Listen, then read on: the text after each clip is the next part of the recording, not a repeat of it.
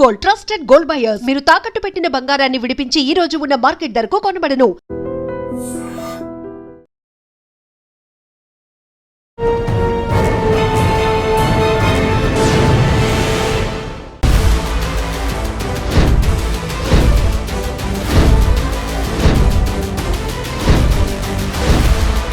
ఈ వారం మన guest one of the senior most police officer పేరు L Jeevan Reddy garu. 1995 batch, DSP Adilabad.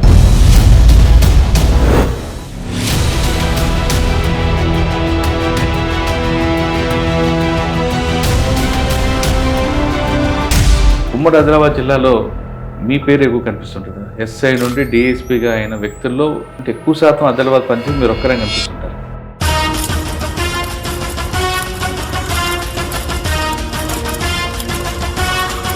Adilabad 1995లో ఎలా ఉండేది మూమెంట్, ఇప్పుడు 2026లో ఆదిలాబాద్ క్రైమ్ ప్యాటర్న్ ఎలా మారింది? మీరు అన్నట్టు మావోయిస్టులు ప్లస్ చంద్రబాబు జనశక్తి వర్గం కూడా ఉండేది. ఆ రెండు గ్రూపుల మధ్య కూడా ఇంటర్నల్ వార్ ఉండేది.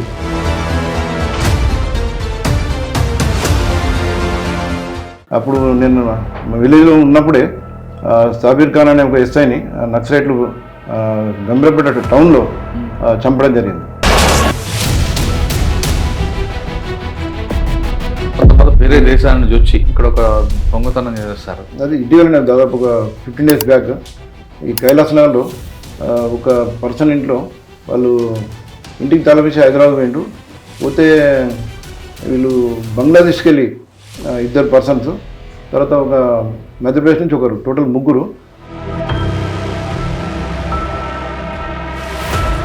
బంగ్లాదేశ్ అతడు దాదాపు 10 years పీరియడ్లో దాదాపు 10 సార్లు బంగ్లాదేశ్ నుంచి ఇల్లీగల్గా మన ఇండియాకి రావడం, ఇక్కడ అఫెన్సులు ప్రాపర్టీ అఫెన్స్ చేయడం, మళ్ళీ ఎప్పుడైతే ప్రాపర్టీ అఫెన్స్ అయిద్దో ఈ ప్రాపర్టీని తీసుకుని మళ్ళీ బంగ్లాదేశ్ పారిపోవడం చేస్తుంటాడు. అయితే ఈసారి మాత్రం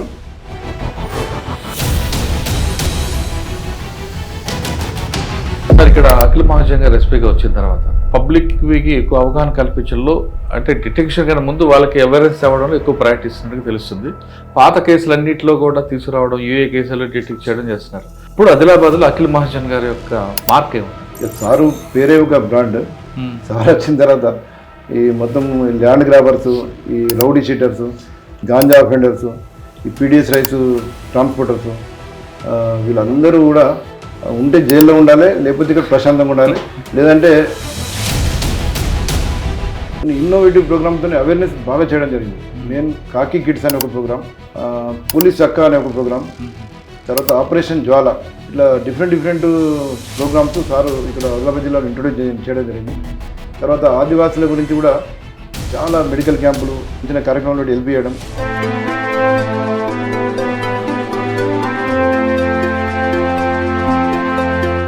ఆపరేషన్ జ్వాల మెయిన్ మహిళలకు సెల్ఫ్ డిఫెన్స్ అవసరం. ఇట్లా ఎవరైనా మిచ్యూస్ ఫెలోస్, ఈ రోడ్ రోమియర్స్ ఇవన్నీ ఎవరైనా అటాక్ చేయకుండా ఉండడానికి వాళ్ళు భయపడాలన్న ఉద్దేశం కొద్దీ ఎస్పీ గారు ఈ ఆపరేషన్ జ్వాల అనే ప్రోగ్రాం పెట్టి దానిలో martial arts, karate,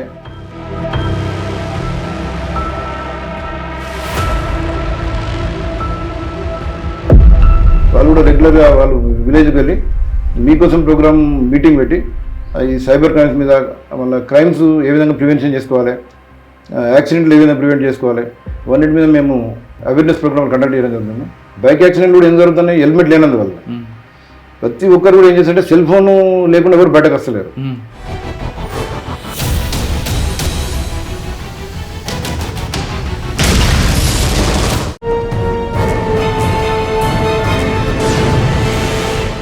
welcome to crime diaries. ఈ వారం మన guest one of the senior most police officer పేరు ఎల్ జీవన్ రెడ్డి గారు.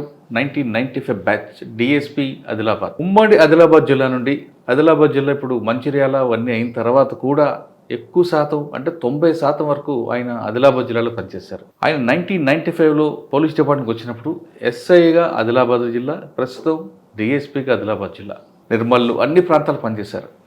అప్పట్లో మావోయిస్ట్ ఎఫెక్టెడ్ ఏరియాలో ఉన్న టైంలో వచ్చిన ఆయన ఇప్పుడు సైబర్ క్రైమ్ ఫేస్ చేస్తున్న, ఛాలెంజ్ చేస్తున్న ఏరియాలో ఉన్నారు. ఆదిలాబాద్ జిల్లా అనగానే ఒకప్పుడు నక్సల్స్కి పెట్టిన కోట, ఇప్పుడు నక్సల్స్ అనే పదమే లేదు కానీ ఒక చరిత్ర నిలిచిపోయింది. అటువంటి ప్రాంతంలో పనిచేసిన ఆయన ఇప్పుడు దొంగలు, దోపిడీలు, అదేవిధంగా సైబర్ క్రైమ్, ఈ ఛాలెంజ్ ఎలా ఫేస్ చేస్తున్నారు? అప్పుడు వచ్చిన ఛాలెంజ్ ఏంటి? ఇప్పుడు నెక్స్ట్ జనరేషన్కి ఆయన ఇచ్చిన సలహాలు ఏంటో ఆయన అడిగి తెలుసుకుంటాం. సార్ నమస్తే అండి. నమస్కారం అండి. ఉమ్మడి ఆదిలాబాద్ జిల్లాలో మీ పేరు ఎక్కువ కనిపిస్తుంటుంది. ఎస్ఐ నుండి డిఎస్పీగా అయిన వ్యక్తుల్లో ఎక్కువ శాతం ఆదిలాబాద్ పనిచేసి మీరు ఒక్కరే కనిపిస్తుంటారు.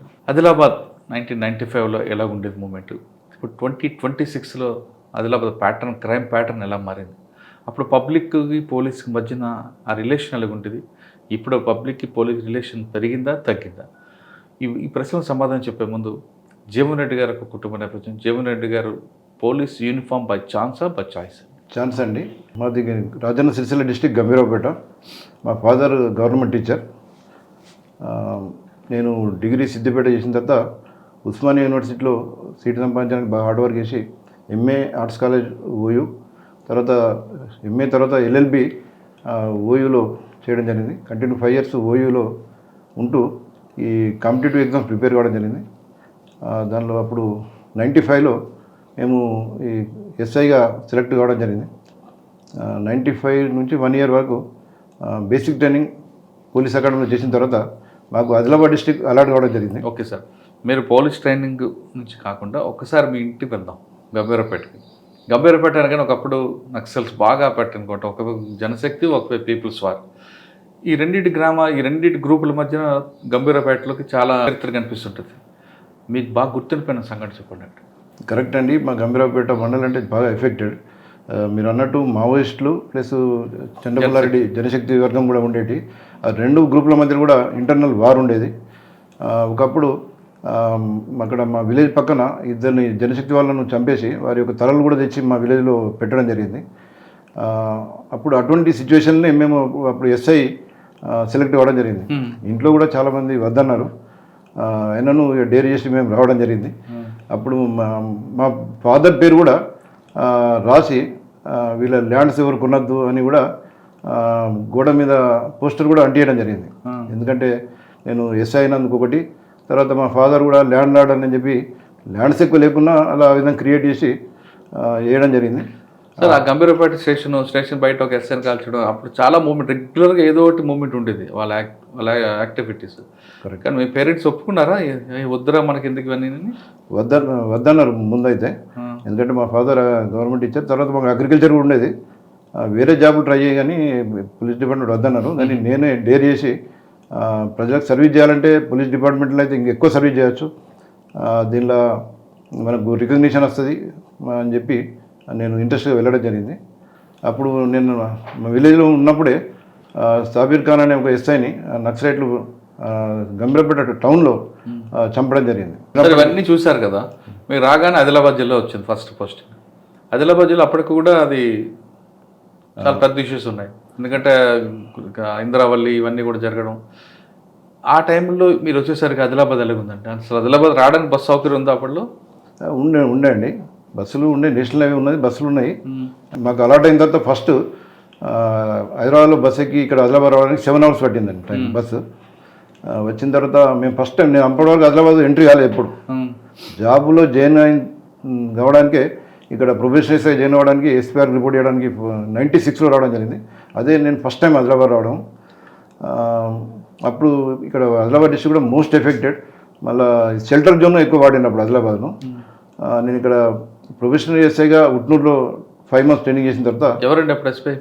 అప్పుడు హసన్ రజా సారు ఎస్పీగా ఉండే. మేము పిఎస్ఐగా రిపోర్ట్ చేసినప్పుడు ప్రొఫెషనల్ పీరియడ్ అయిన తర్వాత ప్రొఫెషన్ ఎక్కడ? ఉట్నూరులో కూడా కంప్లీట్గా అదే కదండి, ఇంద్రవల్లి అవన్నీ ఉన్నాయి కదా. ఉట్నూరు కూడా thick forest area, most affected.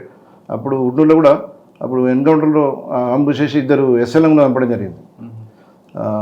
దాని తర్వాతనే మాకు పోస్టింగ్ వచ్చింది. అక్కడ స్తూపం కూడా ఉంది కదండి, పొల్యూషన్లో స్తూపం కూడా ఉన్నది. తర్వాత ఫస్ట్ పోస్టింగ్ నాకు అప్పుడు హసన్ రజా సార్ చెన్నూరు ఇవ్వడం జరిగింది. చెన్నూరు కూడా మోస్ట్ ఎఫెక్టెడ్. అక్కడికి పోయిన తర్వాత చెన్నూరు దళం కూడా ఉండే. ఇక నేను చెన్నూరులో ఒక 1 year పనిచేశాను. పనిచేసినప్పుడు కూడా రెగ్యులర్గా కోమింగ్ ఆపరేషన్, అంబుష్ ఇవన్నీ మేము పోయేవాళ్ళం. కొన్నిసార్లు కోమింగ్ ఆపరేషన్ పోతే 3 days కూడా ఫారెస్ట్లో ఉండేవాళ్ళం. ఫారెస్ట్లో వర్షం పడ్డా కానీ ఫారెస్ట్లో ఉండేవాళ్ళం. ఆ విధంగా చాలా ఎక్స్ట్రీమిస్ట్ గురించి వర్క్ చేయడం జరిగింది. ఎప్పుడైనా దళం ఎదురైందండి మీకు చెన్నూరు దళం? అంటే సైడ్లోకి వెళ్ళిపోయింది కానీ మాకు డైరెక్ట్ ఎదురు కాలేదు. అచ్చా, తర్వాత చెన్నూరు నుండి చెన్నూరు నుంచి కేరామేరి ట్రాన్స్ఫర్ కావడం జరిగింది. కేరామేరి కూడా అది జోడేఘాట్ కేరామేరి అదంతా అది కూడా ఫుల్ నక్సల్స్ ఎఫెక్టెడ్ ఏరియా.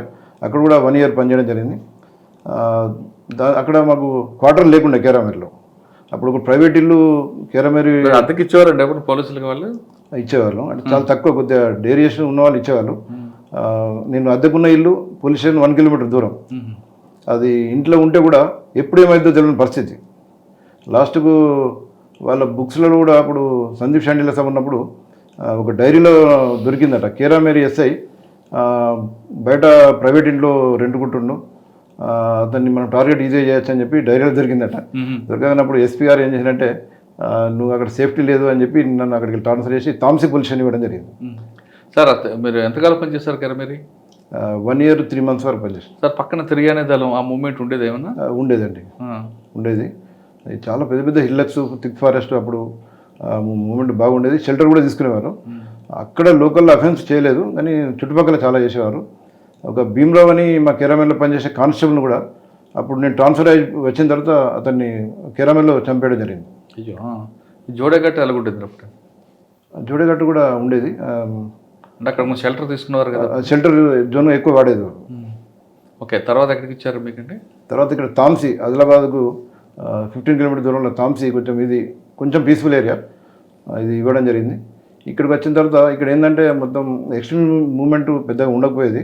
కాకపోతే ఇక్కడ వేరే యాక్టివిటీస్, క్రైమ్స్ ఉండేవి. మహారాష్ట్రకి వెళ్ళి దేశీదారు చాలా ట్రాన్స్పోర్ట్ అయ్యేది ఇక్కడికి. అప్పుడు సార్ పోస్టింగ్ ఇచ్చినప్పుడు నాకు చెప్పిండు, కొద్దిగా నువ్వు అది దేశీదారు కంట్రోల్ చేయాలి, మహారాష్ట్రకి వెళ్ళి రావడం మూలంగా మన గవర్నమెంట్ రెవెన్యూ బాగా లాస్ అవుతుంది అంటే చాలా కేసులు నమోదు చేయడం జరిగింది. కేసులు బాగా పెట్టడంతో కొంచెం మంచి రికగ్నిషన్ వచ్చి అప్పుడు ఎస్పీ మహేష్ భగవత్ ఎస్పీ గారు నన్ను గుర్తించి నన్ను ఎలాంటి పోస్టింగ్ నేను అడగకుండానే నాకు ఆదిలాబాద్ 1 town ఇవ్వడం జరిగింది. ఆదిలాబాద్ దాటి మహారాష్ట్ర బార్డర్ వెళ్తున్నప్పుడు నైట్ టైం కానీ డే టైం కానీ ఒక డెకాయిట్ గ్యాంగ్ ఉండేది. వచ్చిన వాళ్ళని కొట్టడం, మొత్తం బల్గర్గా తీసుకెళ్ళిపోవడం. ఆ గ్యాంగ్ని ఎప్పుడైనా ఐడెంటిఫై అయిందా? మీ టైంలో ఏమైనా జరిగాయి? అంటే డెకాయిట్లు అక్కడక్కడ అయినా కానీ చాలా తక్కువ, కానీ ఏదైనా దాదాపు మళ్ళీ తర్వాత దొరకబెట్టినాయి. ఓకే, తర్వాత మహేష్ భగవత్ గారు ఇచ్చారు ఆదిలాబాద్. మహేష్ భగవత్ నేను అసలు 1 town పెద్ద అంత district head quarter police station, ఉమ్మడి జిల్లాలో head quarter police station. Sir నేను అంటే రిక్వెస్ట్ చేయకముందే తాంసీలో ఎస్ఐ బాగా పనిచేస్తున్నాడు అనే ఇంట్రెస్ట్గా దాదాపు 100 దేశదారు కేసులు పెట్టడం జరిగింది ఒక 1 yearలో. చాలా ఇంట్రెస్ట్గా పనిచేస్తున్నాడు అని చెప్పి సార్ గుర్తించి సారు పిలిచి నాకు ఆదిలాబాద్ 1 town ఇవ్వడం జరిగింది. అప్పటి నుంచి నేను మెయిన్గా టౌన్ పొజిషన్లకు పరిమితం అయిపోయాను. 1 town తర్వాత 2 town? 1 townలో దాదాపు 6 years కంటిన్యూ చేయడం జరిగింది. 6 years 1 town SHOగా 6 years పనిచేయడం జరిగింది. ఎంతమంది ఎస్పీలు చూస్తుంటారు మీరు? అప్పుడు దాదాపు 4 SPలు ఉన్నారు. అయితే 6 yearsలో ఒక 3 months మధ్యలో మాత్రం అప్పుడు ఎలక్షన్ కోడ్ వచ్చింది. ఎలక్షన్ కోడ్ వచ్చినప్పుడు మహేష్ భగవత్ సాబ్ అప్పుడు ఇంద్రవెల్లి ఇవ్వడం జరిగింది. ఆ 3 months ఎలక్షన్ తర్వాత మళ్ళీ 1 townకి రావడం జరిగింది. ఏముందండి అంత మిమ్మల్ని అక్కడ పెట్టడానికి 6 సంవత్సరాలు? అంటే ఏదో వర్క్ మీ స్టైల్ ఉంటుంది కదా? అంటే ఇక ఆఫీసర్ల చాయిస్, 1 townలో కొంచెం హార్డ్ వర్కర్ కావాలి, డెడికేటెడ్ ఆఫీసర్ కావాలని చెప్పి. అంటే అక్కడ ఏముందండి ప్రాబ్లం ఉంటుంది? అది 1 town Adilabad town main communally sensitive. ఇక డిస్ట్రిబ్యూటర్ కావడం కాబట్టి ఈ ప్రోటోకాల్ మెయింటైన్ చేయడం, అందరు ఆఫీసర్తో లైజన్ చేయడం, ఇష్యూస్ బాగుంటాయి. ఇక్కడ ఆదిలాబాద్లో ఫార్మర్స్ ఇష్యూస్ కూడా ఉంటాయి. ఏదైనా చిన్న ఇష్యూ కూడా, ఇప్పుడు ఉదాహరణ యాక్సిడెంట్ కూడా డిఫరెంట్ కమ్యూనిటీ మధ్య జరిగినప్పుడు ఇమ్మీడియట్ మనం రెస్పాండ్ కాకపోతే అది ఇటు 50 మంది అటు 50 మంది వచ్చి కమ్యూనల్ పేరప్ అయ్యే అవకాశం ఉంటుంది. కాబట్టి కమ్యూనల్ సెన్సిటివ్ టౌన్లలో ఏదైనా మనం ఇమ్మీడియట్ రెస్పాండ్ కావడం అనేది చాలా ఇంపార్టెంట్. అంటే మీకు 6 సంవత్సరాలు గుర్తింపు సంగతి చెప్పండి. ఇక్కడ మహారాష్ట్రకి వెళ్ళొచ్చి చాలామంది అప్పుడు దాదాపు 30-40 చైన్ స్నాచింగ్స్ అయినాయి. ఆ చైన్ స్నాచింగ్లో మేము చాలా ఇన్ఫర్మేషన్ పెట్టి వాళ్ళు ఒక గ్యాంగ్స్ పడడం జరిగింది. 10 మంది గ్యాంగ్. మొత్తం వాళ్ళు ఏం చేస్తారంటే ఇదే బైకులు దొంగతనం చేస్తారు. చేసి ఆ దొంగతనం చేసిన బైకులతో వచ్చి ఇక్కడ చైన్ స్నాచింగ్ చేసుకుంటూ ఈ గోల్డ్ తీసుకుపోయి మహారాష్ట్రలో అమ్ముతుంటారు. ఎక్కడ దొంగతనం చేస్తారు బైకులు? కొన్ని మహారాష్ట్రలో చేసాను, కొన్ని ఆదిలాబాద్ కూడా చేసాను. వాటి ద్వారా ఈ చైన్ స్నాచింగ్ చేసి గోల్డ్ మహారాష్ట్ర ఘటంజలో అమ్మడం జరిగింది. దాదాపు అప్పుడు ఒక 1/2 kilo వరకు గోల్డ్ రికవర్ చేసి ఆ చైన్ స్నాచింగ్ 30-40 అఫెన్స్ను రికవర్ చేసి అందరికీ విక్టిమ్స్కి ఇవ్వడం జరిగింది. అదొకటి. ఇంకా టౌన్లో చాలా అన్డిటెక్టెడ్. ఇక్కడ మహారాష్ట్ర బార్డర్ కల్చర్ కొంచెం మహారాష్ట్ర కల్చర్ కనిపిస్తుంటుంది. ఆ మహారాష్ట్ర మరాఠీ ఎక్కువ మాట్లాడుతుంటారు. మరి ఎఫ్ఐఆర్ మరాఠీ మాట్లాడినప్పుడు మీకు ఏం ఇబ్బంది రాలేదా? జనరల్గా మరాఠీ వాళ్ళకి హిందీ కూడా కొద్దిగా అర్థమవుతుంది. నేను కూడా ఎక్కువ ఇక్కడ పనిచేయడం మూలంగా నాకు హిందీ కూడా నేను ఫ్లూయెంట్గా మాట్లాడగలుగుతా. మరాఠీ కూడా వచ్చిందా? మరాఠీ రాలేదు కానీ అర్థమవుతుంది, కొంచెం సిమిలర్ ఉంటుంది హిందీకి. అంటే అక్యూజ్డ్ కాకపోయినా విక్టిమ్ కూడా మరాఠీ ఉన్నారు అనుకోండి, మీకు ఇబ్బంది లేదు అప్పుడు? అంటే మా కానిస్టేబుల్లో కూడా దాదాపు ఒక 10% స్టాఫ్ మరాఠీ వాళ్ళు ఉంటారు. మన స్టాఫ్లో ఆదిలాబాద్లో దాదాపు మరాఠీ ఉంటుంది, ఆదివాసీ లాంగ్వేజెస్ గోండి, కొలాం, ఇవి మన ముస్లిమ్స్, ఉర్దూ, ఇట్లా రకరకాల స్టాఫ్ మన దగ్గర ఉంటారు. ఎవరి అవసరం ఉన్నా కానీ వీళ్ళు మన వాళ్ళ సహకారంతో మనం వాళ్ళతో కమ్యూనికేట్ చేస్తాం. గోండి ఇష్యూ కూడా జరిగింది కదా అప్పట్లో? అంటే నేను అప్పుడు ఎస్ఐ పనిచేసిన లేకుండే, ఇప్పుడు గుట్టూరు ఇన్సిడెంట్ తర్వాత 2017-18 ఆ టైంలో జరిగింది ఆదివాసీస్ అండ్ బంజారా కమ్యూనిటీ మధ్యలో. అంటే అది కూడా ఇప్పుడు ఇక్కడ 2 డిఫరెంట్ కమ్యూనిటీల మధ్య మన ఇన్సిడెంట్ అయితే మేము ఇమీడియట్గా రెస్పాండ్ కావడం అది చేస్తున్నాం. ఇప్పుడైతే అటువంటి ఇష్యూ లేదు. ఓకే, 6 సంవత్సరాల తర్వాత ఎక్కడికి వచ్చారు? ఇక్కడే ప్రమోషన్ వచ్చిందా? రాలేదు. మళ్ళీ ఇక్కడ తర్వాత అప్పుడు అనిల్ కుమార్ ఎస్పీ గారు ఈ 1 టౌన్లో బాగా హార్డ్ వర్క్ చేశారని చెప్పి రామకృష్ణాపూర్ కోల్డ్ బెల్ట్ ఏరియా ఇవ్వడం జరిగింది. రామకృష్ణాపూర్లో కూడా చాలా అక్కడ కూడా కేసులు కొన్ని డిటెక్ట్ చేయడం జరిగింది. ఒక డెకాయిటీ కేసు, దాన్ని ఏం చేసినంటే ఒక తెలిసిన వాళ్ళే, అంటే అక్కడ ఒక గోల్డ్ జ్యువెలరీ షాప్ ఉన్నది రామకృష్ణాపూర్లో, దానిలో చాలా గోల్డ్ ఉన్నది చూసి వాళ్ళ రిలేటివ్ అబ్బాయి ఒక అతను ఏంటంటే ప్లాన్ చేసాడు, ఎట్టి బస్సులో దీనిలో మనం దొంగతనం చేయాలి కానీ చేసిన విషయం బయటపడద్దు అని చెప్పి ప్లాన్ వేసి కొరుట్ల నుంచి ఒక ప్రైవేటు ఇన్నోవా వెహికల్ తీసుకొని 5 పర్సన్స్ వాళ్ళ ఫ్రెండ్స్ని తీసుకొని వచ్చి పోలీసులు లెక్క యాక్ట్ చేశారు. వాళ్ళు రామకృష్ణాపూర్ వచ్చి నువ్వు దొంగ బంగారం కొంటున్నావట, మేము చెక్ చేయాలని చెప్పి పోలీసులు ఎంటర్ అయినట్టే షాప్లోకి ఎంటర్ అయ్యి లోపల ఉన్న సామాన్లన్నీ చెక్ చేసి మొత్తం గోల్డ్ అంతా మేము ఇది చెక్ చేస్తాము, నువ్వు స్టోలన్ ప్రాపర్టీ కొంటున్నావు కాబట్టి మేము వెరిఫై చేసుకుని నీకు ఇస్తామని చెప్పి అతనికి ఎలాంటి ఛాన్స్ ఇవ్వకుండా అన్ని ప్రాపర్టీ టోటల్ వెహికల్లో పెట్టుకొని వాళ్ళ భార్య మీద మెడలో ఉన్న బంగారం కూడా తీపిచ్చారు. ఇది కూడా స్టోలన్ ప్రాపర్టీ దగ్గర మాకు డౌట్ ఉన్నది అని చెప్పి తీసుకొని దాదాపు 30-40 తులాస్ వరకు, మళ్ళీ సిల్వర్ అయితే కిలోల చొప్పున అంతా తీసుకొని అతన్ని కూడా వాళ్ళ వెహికల్లో కూర్చొని పెట్టుకొని కొంత దూరం అక్కడ గోదావరి రివర్ అవతల తీసుకుపోయి అక్కడికి ఇంత మేము పోలీసులము నిన్ను అన్ని చెక్ చేసి పంపుతామని చెప్పి నమ్మించి ఆడికి పోయి అక్కడ అతన్ని ఒక గుర్తులేని ప్లేస్లో అతన్ని విడిచిపెట్టడం జరిగింది. అతడు అక్కడికి వెళ్ళి లారీ ఎక్కి మా దగ్గర పోలీస్ స్టేషన్కి వచ్చి సార్ నన్ను పోలీసులో తీసుకుపోయాడు అతడు. అంటే అతను ఏమనుకున్నా అంటే పోలీసులే నేను స్టోలన్ ప్రాపర్టీ కొన్నా అన్న డౌట్ మీద నన్ను పట్టుకపోయారు సార్, నా ప్రాపర్టీ కూడా తీసుకుపోయారు అని అతను ఆ కాన్సెప్ట్తో ఉన్నాడు. అండ్ పోలీసుల మీద పోలీసులు కంప్లైంట్ ఇచ్చాడు. అంటే మేమన్నాం అరే పోలీసులు అట్లా తీసుకుపోవడం సాధ్యం కాదు, పోలీసులు వచ్చి తీసుకుపోయినా ఆ ఇంటిమేషన్ మాకు చేస్తారు, నువ్వు పక్కన నేను తీసుకుపోయింది దొంగలే, ఎవరు దొంగలు కానీ ఏమైనా తెలిసిన వాళ్ళనే కావాలి, నేను మోసం చేద్దారని చెప్పి అంటే పోలీసుల పేరు మీద తీసుకుపోయి నేను మోసం చేసి వాళ్ళు డెకాయిటీ చేసారు అని చెప్పి అంటే ఇప్పుడు ఫస్ట్ నమ్మలే అతను, నన్ను మంచిగా చూసుకున్నారు సార్, వాళ్ళు మంచిగా సఫారీలు వేసుకున్నారు అని చెప్పాడు. చెప్పింది అప్పుడు డెకాయిటీ కేసు నమోదు చేసి మేము ఇన్వెస్టిగేషన్ చేస్తే దానిలో ఎలాంటి క్లూస్ లేవు. యాక్చువల్లీ అప్పుడు సీసీ కెమెరాలు కూడా లేవు. అతను ఎంత అడిగినా అతను ఏం చేస్తున్నట్టు ఏమన్నా వాళ్ళు ఐడెంటిఫై చేస్తామంటే చూస్తే గుర్తుపడతా అంటాడు, మరి వెహికల్ నెంబర్ చూసినాడు నెంబర్ చూడలేదు అంటాడు.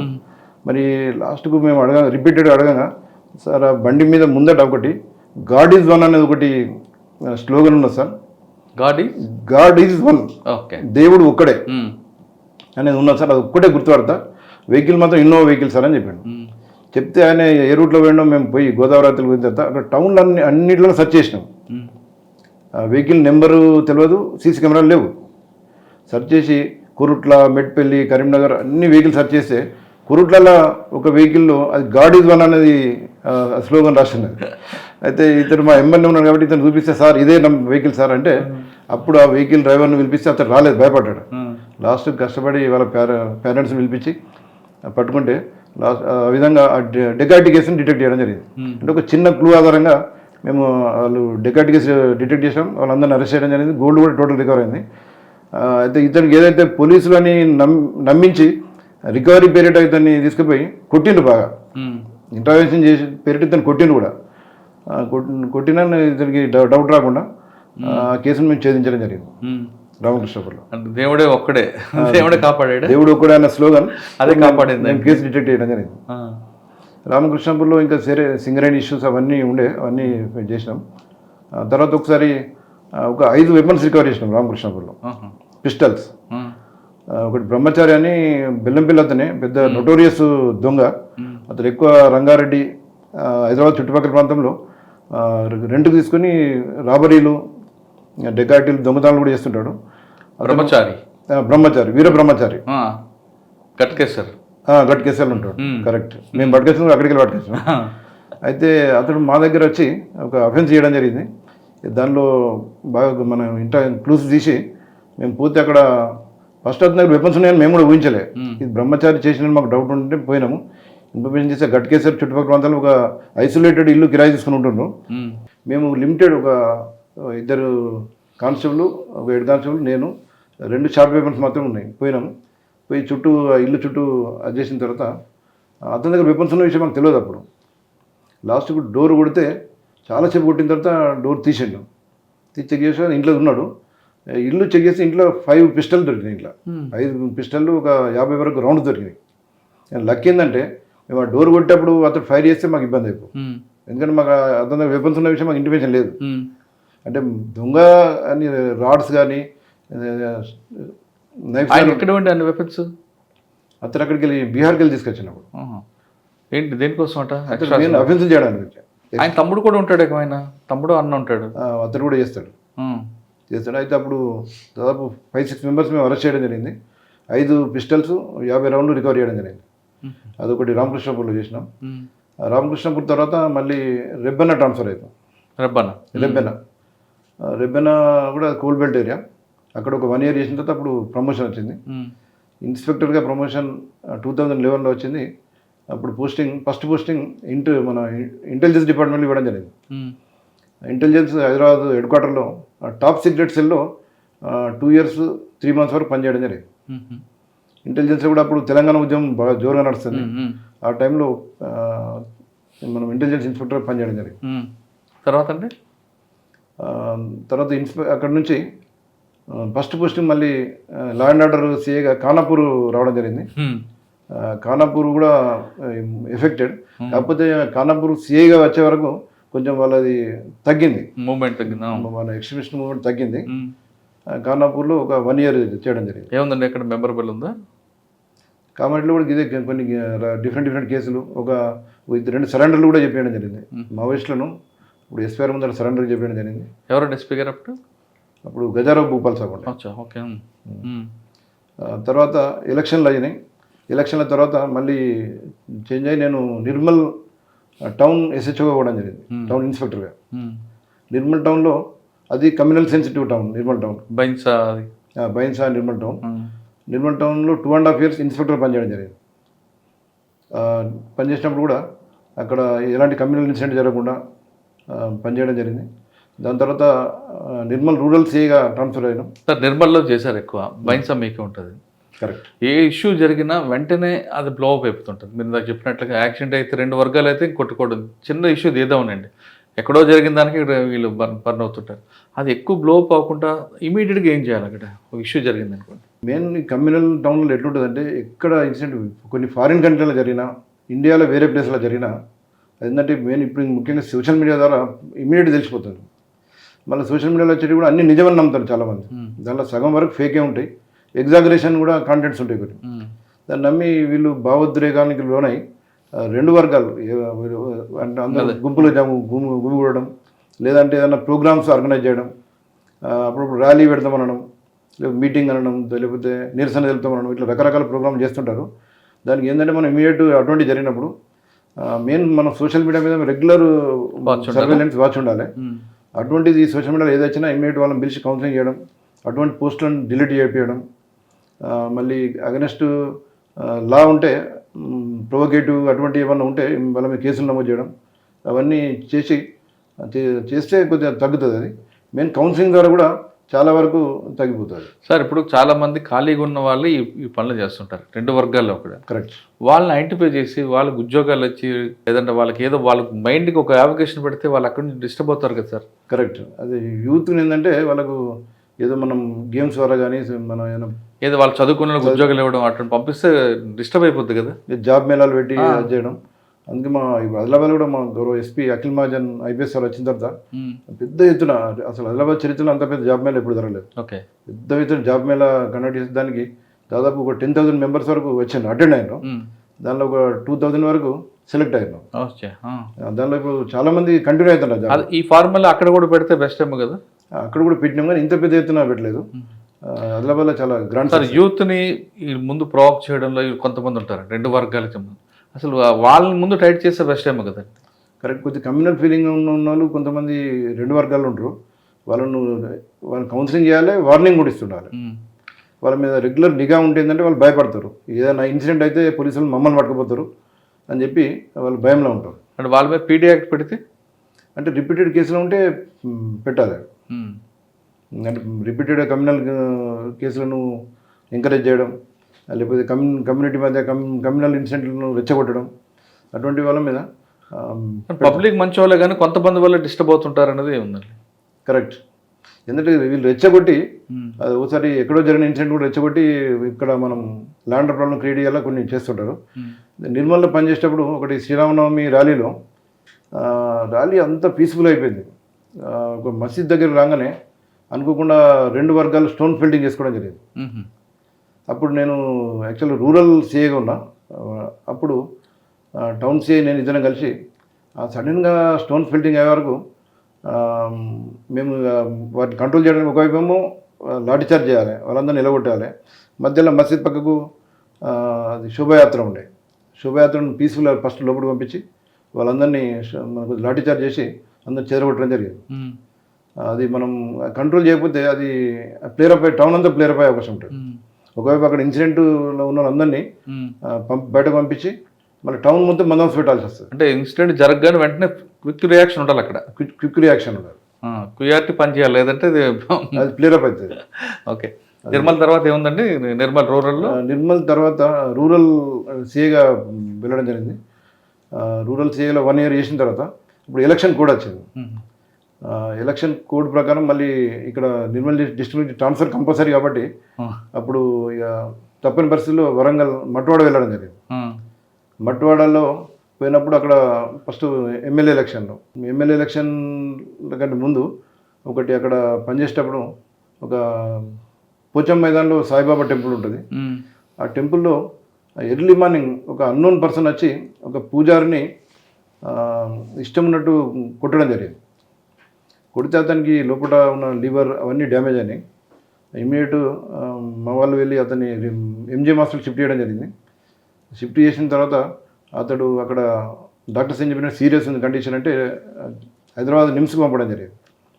అప్పుడు మేము వెంటనే అటెంప్ట్ మర్డర్ కేసు బుక్ చేసి ఎవరైతే అన్నోన్ పర్సన్ సాయిబాబా టెంపుల్లో ట్రెస్పాస్ అయ్యి ఇతన్ని పూజారిని కొట్టినందుకు అతన్ని ట్రేస్ చేయడం గురించి చాలా కష్టపడాల్సి వచ్చింది. ఒకవైపు కొద్దిగా కమ్యూనల్ టెన్షన్ క్రియేట్ అయింది అక్కడ.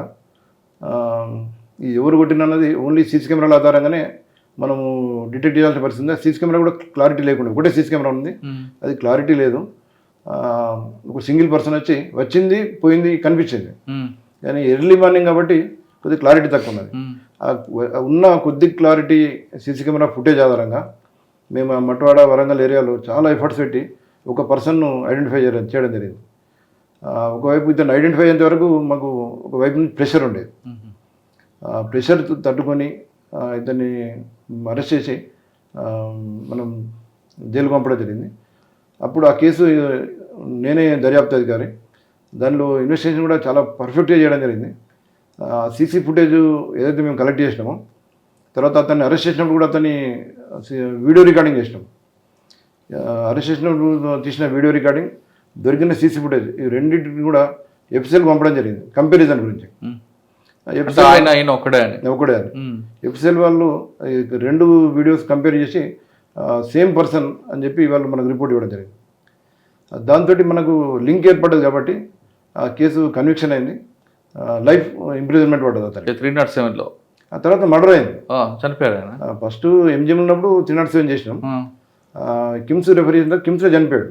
అచ్చా 302 అయింది. 302 ఉంది. ఒక పూజారిని అదర్ కమ్యూనిటీ పర్సన్ మర్డర్ చేసిన, టెంపుల్కి వచ్చి మర్డర్ చేసిన అంటే అది ఇష్యూ ఎంత సెన్సిటివ్ ఉంటుందో మనం ఆలోచించవచ్చు. అంత సెన్సిటివ్ ఏరియాలో ఆయన ఎందుకంటే అలా చేశాడు? ఈ పూజారి మార్నింగ్ 5 గంటలకు వచ్చి దానిలో మైక్ పెట్టాడు, మన సాయిబాబా పాటలు పెడితే అది ఇతని ఇల్లు కొద్ది దూరంలో ఉంటుంది. డైలీ పాటలతోని డిస్టర్బ్ అవుతుందని చెప్పి ఒకటి మైండ్లో పెట్టుకొని వచ్చి అతన్ని కుట్టడం జరిగింది. అంత తప్ప వేరే ఇంటెన్షన్, ఓన్లీ సౌండ్తో డిస్టర్బ్ అవుతుందని చెప్పి వచ్చి కుట్టడం జరిగింది. దాంతో చనిపోవడం జరిగింది. ఓకే, మట్వాడ తర్వాత వచ్చారు మళ్ళీ వారం మీరు ఆదిలాబాద్కి వచ్చారా? మట్వాడ తర్వాత సేమ్ మళ్ళీ నా పాత డిస్టిక్ ఎక్కడికి పోయినా మళ్ళీ ఆదిలాబాద్ డిస్టిక్ కంపల్సరీ. ఎందుకంటే నా ఓన్ డిస్టిక్, మా సొంత డిస్టిక్ అంటే ఎక్కువ ఆదిలాబాద్ జిల్లాలో నేను పనిచేయడం జరిగింది. అంటే మళ్ళీ వచ్చారా నెక్స్ట్? మళ్ళీ సోన్ సర్కిల్గా సీఏగా రావడం జరిగింది.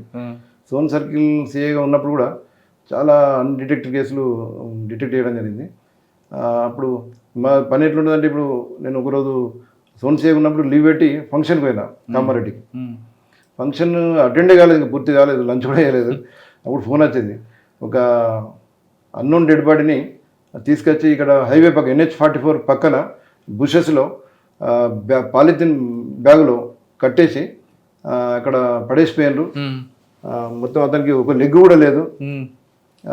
ఒక 10 days అయింది, డికంపోజ్డ్ స్టేట్లో ఉన్నదని చెప్పి ఫోన్ వచ్చింది. నేను యాక్చువల్ లీవ్లో ఉన్నా, కానీ ఫోన్ రాగానే మనకు ఉండబోదు కదా, ఎందుకంటే ఇంత ఇంపార్టెంట్ కేసు ఉండగా మనం ఉండని చెప్పి ఆ ఫంక్షన్ అటెండ్ కాకుండా వాపస్ వచ్చేసి దానిలో ఎఫర్ట్స్ పెడితే ఇది డికంపోజ్ అయింది బాడీ, ఒక లెగ్ కూడా లేదు. దానిలో ఏమైందంటే మోర్తాడ్, నిజామాబాద్ డిస్ట్రిక్ట్ మోర్తాడ్ మండలంలో ఇల్లిసిట్ రిలేషన్ పెట్టుకున్న పర్సన్ భర్తను చంపేసారు. అక్కడ చంపేసి ఇంట్లో, అంటే భార్య చంపించిందా? భార్య ప్రియుడు కలిపి భర్తను చంపిస్తారు. భర్తను చంపేసారు. చంపిన తర్వాత అక్కడ డెడ్ బాడీ పడేస్తే బయటకు వస్తుంది, ఆదిలాబాద్ డిస్ట్రిక్ట్లో ఫారెస్ట్లో పడేసి బయటకు రాదు అన్న ఉద్దేశం కొద్ది. తర్వాత బాడీని కూడా ఫస్ట్ వీళ్ళు ముక్కలు చేయాలని చూశారు. ఒక నైఫ్తో ఒక కాలు కట్ చేశాను, కాలు మాకు దొరకలే అక్కడ. మిగతా పార్ట్స్లు కట్ చేయాలని చూసాను. అప్పటికే ఎర్లీ మార్నింగ్ అయిపోయింది, తెల్లారితే మన డిస్పోజల్ కష్టం అని చెప్పి అది బ్యాగులో నింపి మొత్తం ఒక ఆటోలో తీసుకొచ్చి ఇక్కడ ఫారెస్ట్లో పడేసిపోవడం. ఆయన చనిపోయిన వ్యక్తి ఆ ఊరు అని ఎలా తెలిసిందండి? అంటే మేము ఏం చేసినామంటే, ఇక్కడ దొరికిన తర్వాత అక్కడ మళ్ళీ మిస్సింగ్ కేసు అయింది, మొత్తాల్లో మిస్సింగ్ కేసు, బాడీ ఐడెంటిఫై అవ్వాలి కదా. అక్కడ మిస్సింగ్ కేసు అయింది, కానీ వాళ్ళు కూడా ఈ మర్డర్ అయిన విషయం వాళ్ళకు కూడా తెలియదు. మేము ఇక్కడ మర్డర్ అయింది అని చెప్పి పోయిన తర్వాత అక్కడ మొత్తం జనరల్ మేము ఇట్లా అన్నోన్ పర్సన్ మర్డర్ అయినప్పుడు ఆ డిస్టిక్లో మీరు నైబరింగ్ డిస్టిక్లో కూడా మిస్సింగ్ కేసులు ఏమున్నాయి అవన్నీ వెరిఫై చేస్తాం. దీనిలో కూడా ఈ ఫోటో, ఈ ఫీచర్స్ వాళ్ళ మిస్సింగ్ పర్సన్ యొక్క వాళ్ళ సిస్టర్ గిట్ట పంపాము. పంపికి ఇట్లా ఉన్నది, క్లాతులు మర్డర్ అయిన పర్సన్ యొక్క క్లాత్స్ కూడా మా దగ్గర ఉన్నాయి, మీరు రండి అంటే వాళ్ళ సిస్టర్ వాళ్ళు వచ్చి ఆ క్లాత్ చూసిన తర్వాత గుర్తుపట్టారు.